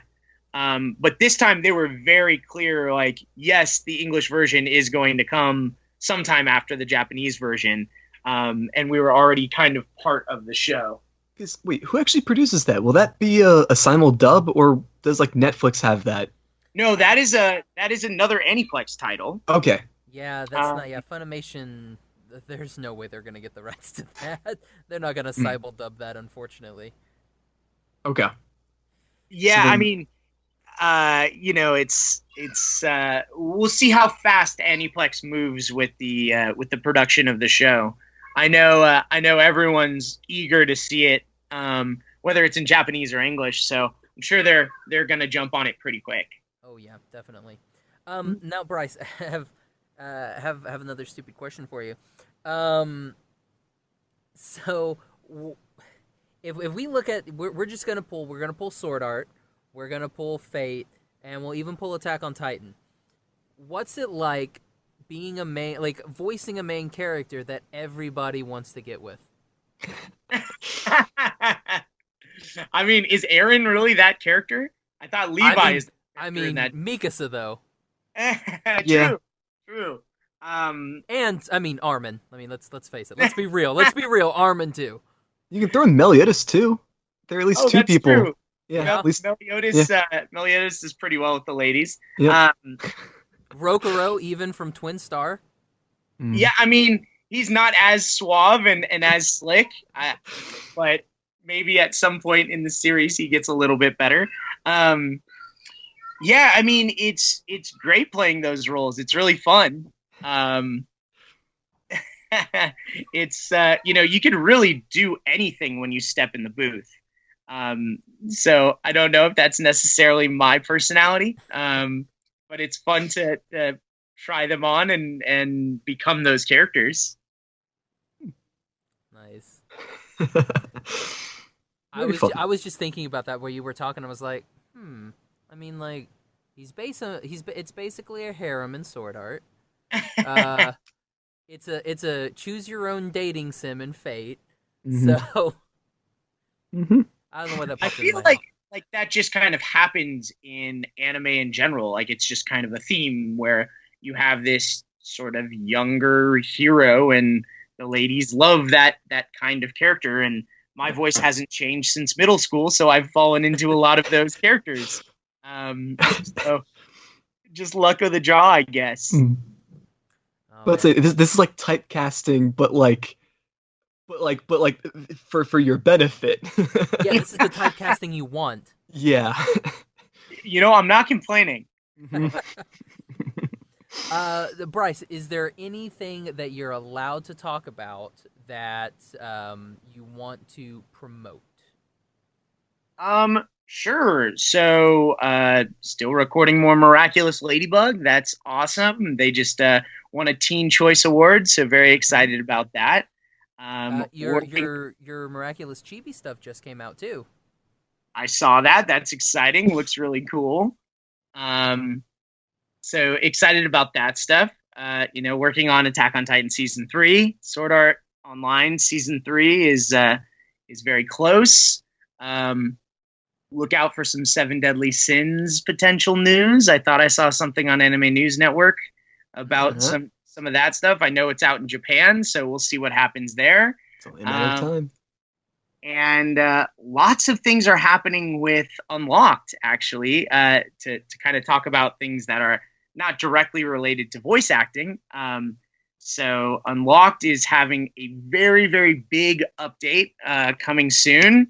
I kind of hinted at some things to Graham when I saw him recently. We were running a nice big test the other day, and things are looking really good. Nice. So I'm super excited for people to get their hands on this new iteration of the app. And I'm super excited that the Android version is not far behind it.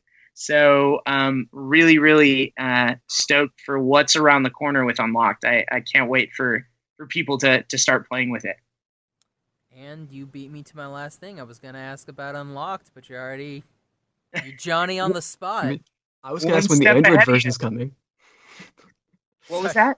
I was going to ask when the Android version was coming, because, I don't know how many times a day you guys get that question. Hey, Bryce, when's Confessionals coming out? That's also true. That's more important. Yeah, so, okay, we'll start with Android version. So the most important thing for us is to not release an iteration of the app that doesn't work. And what we're doing with Unlocked is not easy at all.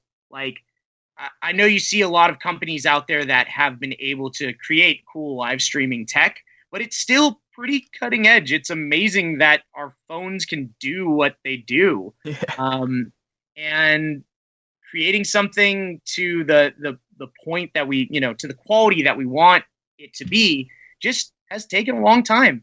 But I can tell you, I've held an Android device with the app on it, and it's getting better. So it is close. It is close. Confessionals, another, had such a good time recording that. The entire cast loves what's happened with that. I believe it was in a film festival recently and did very well over there.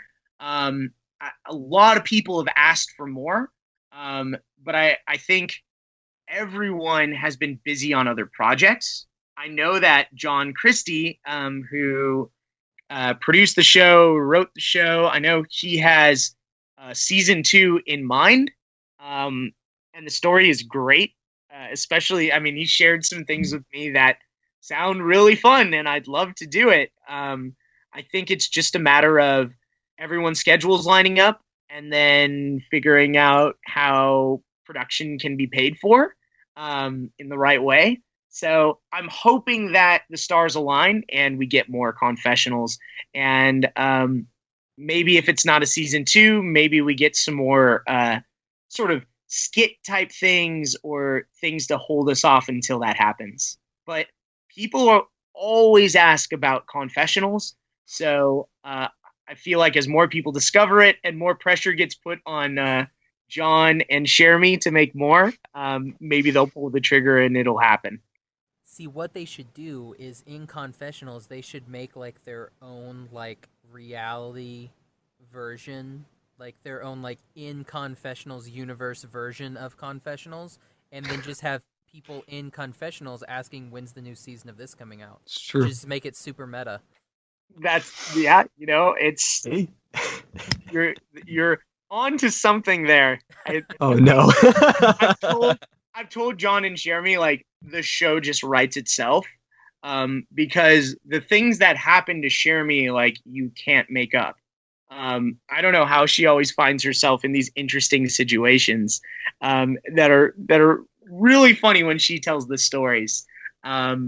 So I know that there's plenty of story left in confessionals, and we'll see if it happens. Fingers crossed. Awesome. And Bryce, you usually do an unlocked stream every Monday around 10 a.m. Central. I'm sorry, 10 a.m.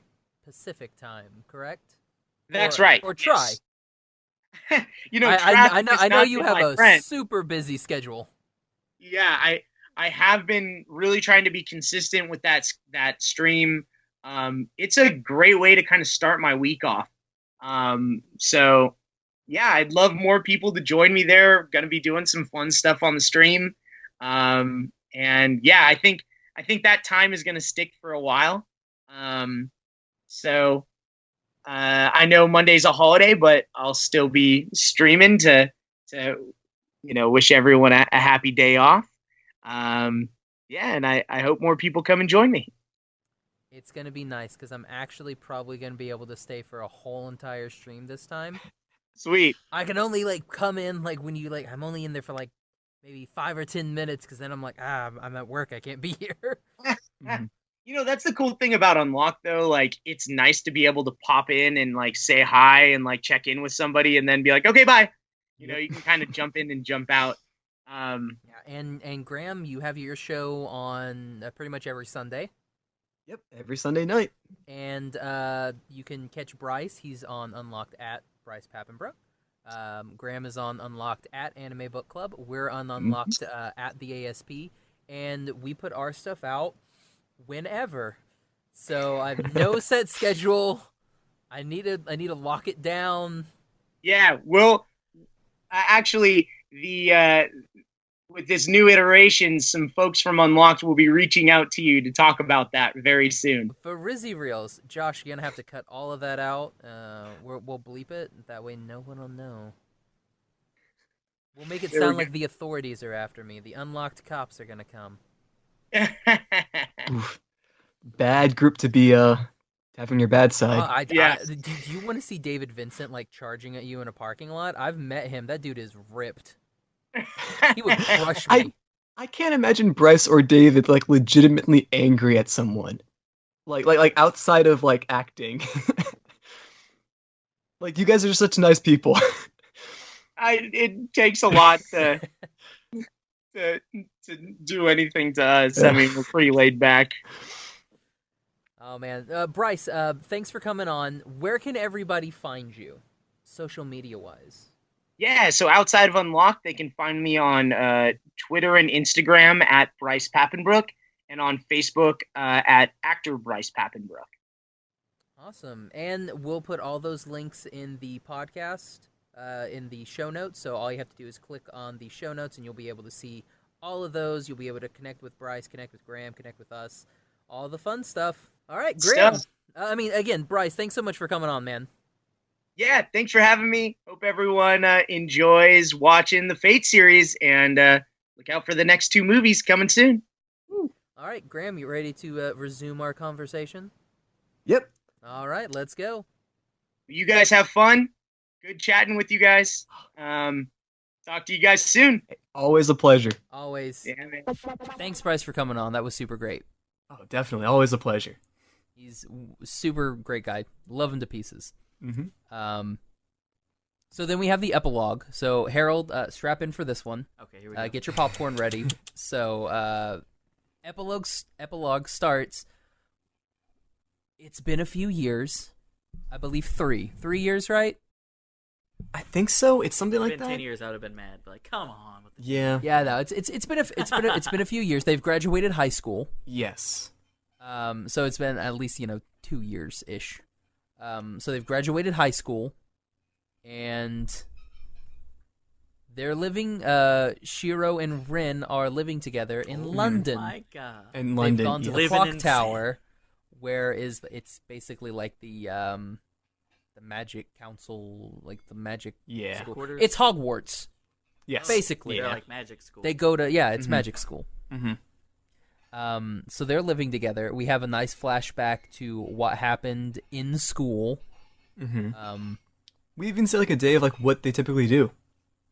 Yeah, It's like a nice little slice of life. Joint. yeah. It's a nice little thing, and I'm sure there's stuff that makes so much more sense if you have played the visual novels, because like just watching this epilogue, there's so much stuff in here that I'm just like, I don't know what any of this Hey, is. like, what's the purpose? Yes, and there are a lot of characters it's as well. gotta that be make for appearances. visual gotcha. novel people. Like, Yeah.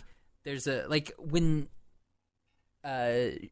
Shiro's walking through the corridor, and like there's that kid with the long hair that walks by, Yes. and he's like, Well, he's not so much a kid anymore. "What? Are you referring to Waver? No. Oh, There's no. another one. Oh. It's not Waver. It's just Yeah. it's like a student who's like shorter than Shiro. Oh, okay.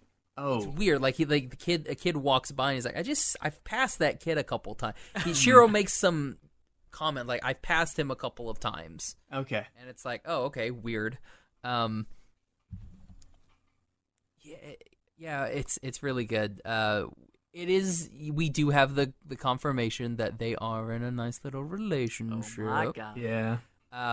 They basically do that same interaction from when Rin met like class president Kun and and Shiro in the. They basically have that same dialogue back and forth. It's like, oh, you're here awfully early. Oh, It's yeah. like, what are you when doing? he's fixing Patrolling the it. corridors type thing. And then she comes over and she's like grabbing on Shiro, Yeah. Nice. and he's just like, oh, what? Yeah, it's doing good. the dang thing. It's it's like she's like, I'll wait for you at she's like, I'll wait for you on the way home from school or at home or something like that, and you're like, oh. Yep. She finna get the pipe. So then we go back to England. So she basically he went with her to England to study magic. Yeah, and then he has this note. So that's a part of this little bitty episode. Like, there's the note that he has where it's like, what's he gonna do? Like, is he going to go to magic school? Is he not gonna go to magic school? There's a another anime trope. There is a rich European person with those super spiral, like almost like cone looking that hair. That is yes. that is in school. The magic Who school. obviously, like Shiro, because he is the hero. Yep. From Shiro to Hero. Shiro the hero. Oh my gosh! Yes! That's the name of the episode right there. That's the name of this episode. From Shiro to Hero. Mm-hmm. That's sick. That's good stuff right there. So she likes him, and so obviously Rin's like, "Don't you be touching my man." Yep. And then we're like, "Okay, so we haven't really had any fan service this series. Let's put him in like sportswear, like tight-fitting sportswear, and let them fight each other." Nice. And that's what happens. Nice. Lots of jiggling around. A bit. It's just very. It's like, look, they're in tight uniforms. That's what we got on Isn't this, this and what it's you like, wanted? cool, thanks. Are you not entertained? It's like, didn't need it, but thanks. Well, I guess we'll take it. I mean, you put it in there. So then Rin's like, yeah, I already knew that the Magic Council, wanted to get you. Mm-hmm. And then they go on a nice date to, they go down to, where is that? The place in London? Or I mean, like when they go on their little date for their picnic. It's somewhere. Ashtonbury? Or Oh, yeah. Glastonbury? It's somewhere. I forget the name, actually. Hyde Park or something? Well, it's Where the Ferris wheel is? No. It's like in the countryside, like where like I think it's Ashtonbury, where like the King Arthur like grave is. Oh, okay. So Rin takes him out there because he Saber. never got to say goodbye to Saber. Oh, yeah. So 'cause it's he like wasn't there. now Yeah. you can say goodbye to Saber. Oh, that's right. No, yeah. Yep. Yeah, it's really really nice. So yeah, they go out and he gets to Yeah, find Glastonbury. Glastonbury. Yeah, the Glastonbury Plains, right? I think that's what it said. Yeah. It's in Somerset, England. Ah, yes, wonderful Somerset. Resting place of King Arthur and Guinevere. Okay. There it is. Yeah. So they go out there and he gets to say his goodbyes because he still has no idea that she was King Arthur this whole entire time. Yeah. And I like how he's like, Oblivious. I wish I would have known that you were a king when We were a dude. we were doing all that together. stuff. And then they have this nice little like he and Rin have this nice little picnic. They eat sandwiches. She takes a nap. Then she's like sleeping on his shoulder on the train ride home. He's like thinking about stuff. And then that's where the series ends. Yep. Dang, it sounds like I missed a lot in that epilogue. It's a just nice. little- It's just a nice tie-up, It's a slice of That's life. the real bow. Yeah, the slice of Yeah. life bow on it at the end of the story. The big thing is, like, if you watched Fate Zero, Yeah. Waver, who was Rider's Master in Fate Zero, makes one a of the cameo. only, and at this time, the only surviving Yes. master from that last Holy Grail War. Wow. Because everybody else, like, because They now took the L. Kiritsugu's dead. Yeah. So he's the only one left. So he's teaching at the clock tower. And he runs into Shiro, and he's like, they have a nice exchange of words. Yeah. And he's like, "Is this the path that you want to go?" And he's like, "Don't think so." It's So gonna get me killed. So yeah, it's like probably I think I'm not. gonna do something else. So yeah, so they have a nice little exchange, and then we roll credits, and then we have a little scene at the end of credits where,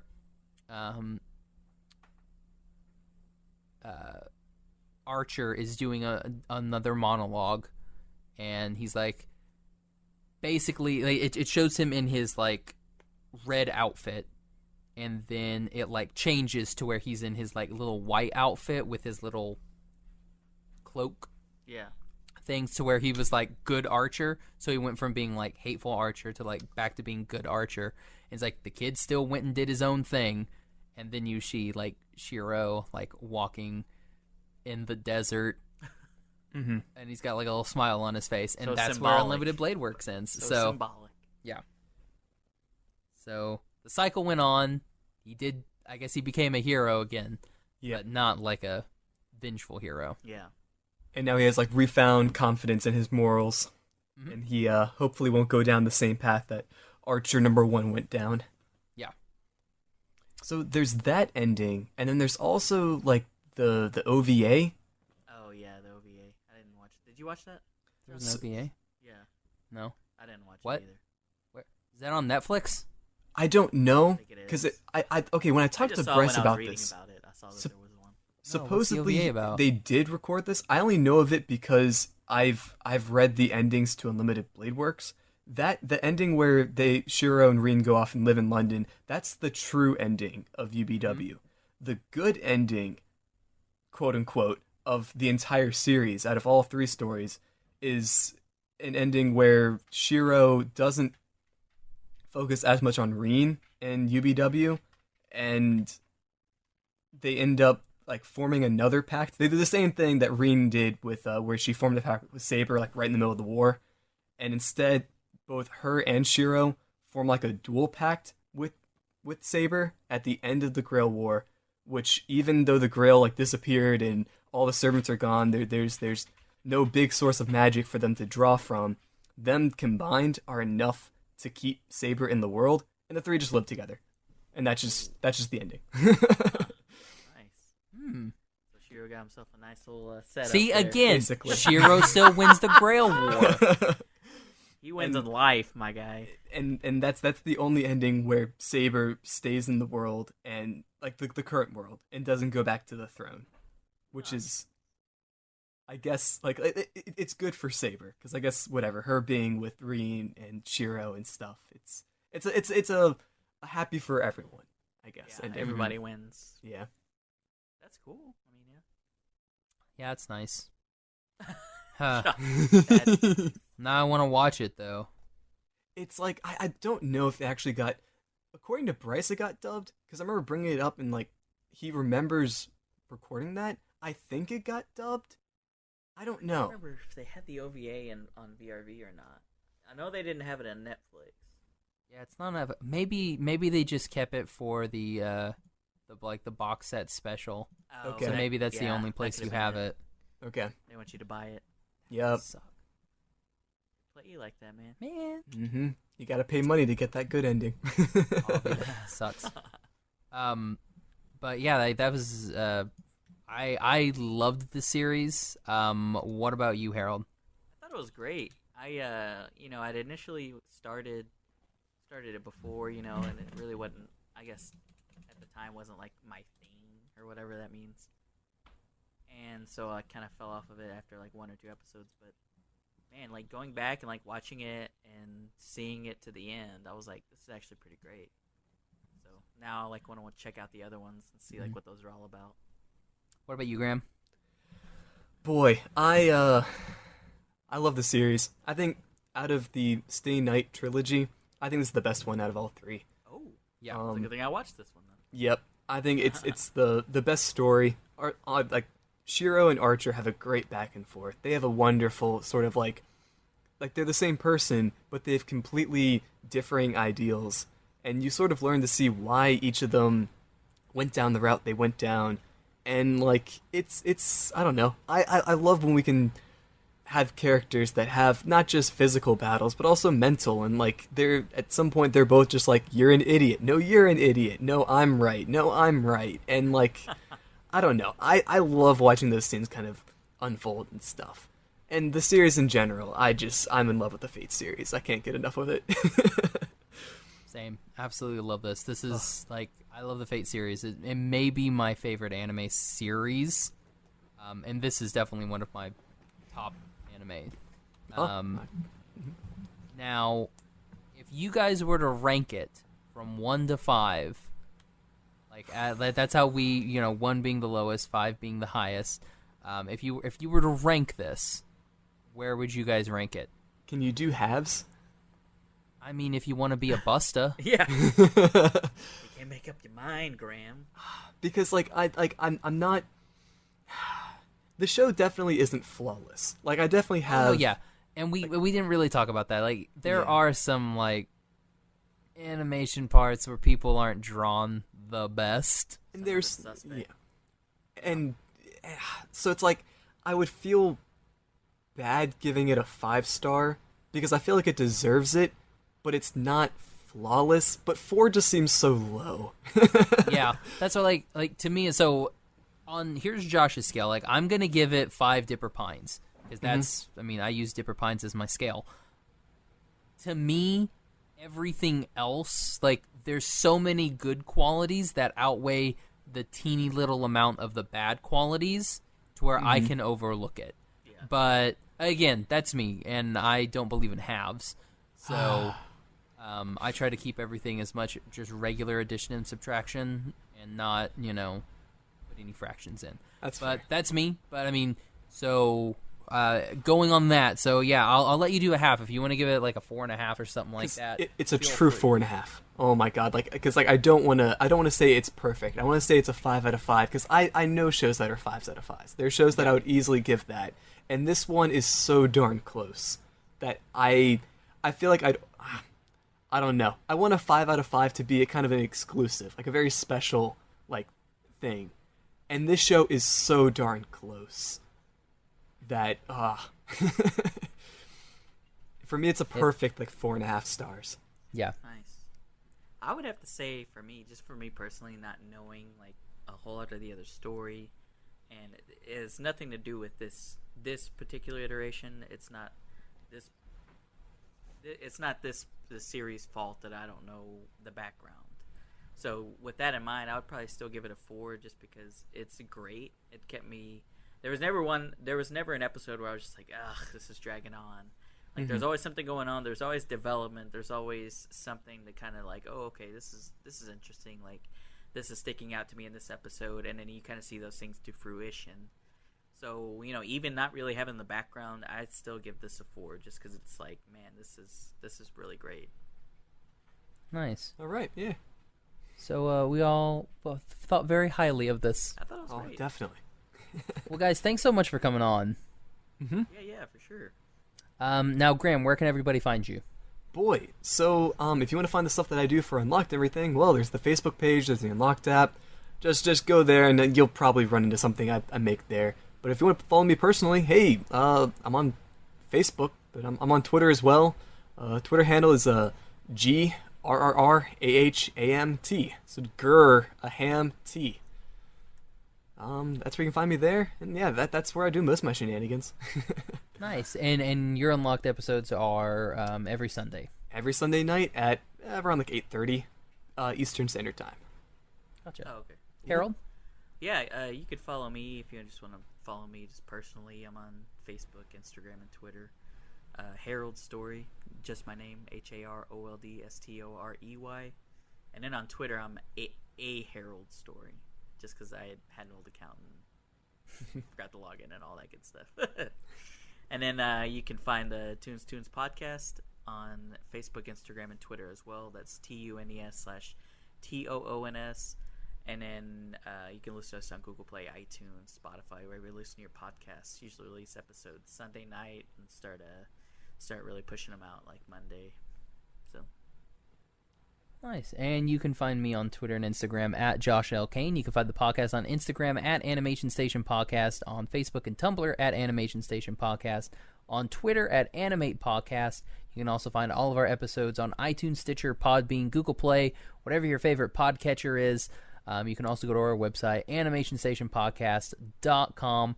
Be sure and go on and leave a nice like and comment and review for the Toons podcast and the Animation Station, and download Unlocked. It's free, and go follow the Animation Station and Anime Book Club. Yay! And we'll go ahead and put all of the links for everything in the show notes. So if you want to follow Graham, you want to follow Harold, want to check out the podcast, want to check out the book club, just click on those links and it'll take you right there.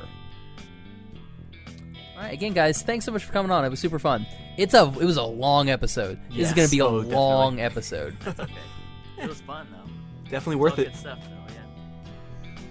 All right, so for the Animation Station podcast, I'm Josh. I'm Harold from Toons Podcast. And I'm Graham from Unlocked. Bye, everybody. See ya. See ya.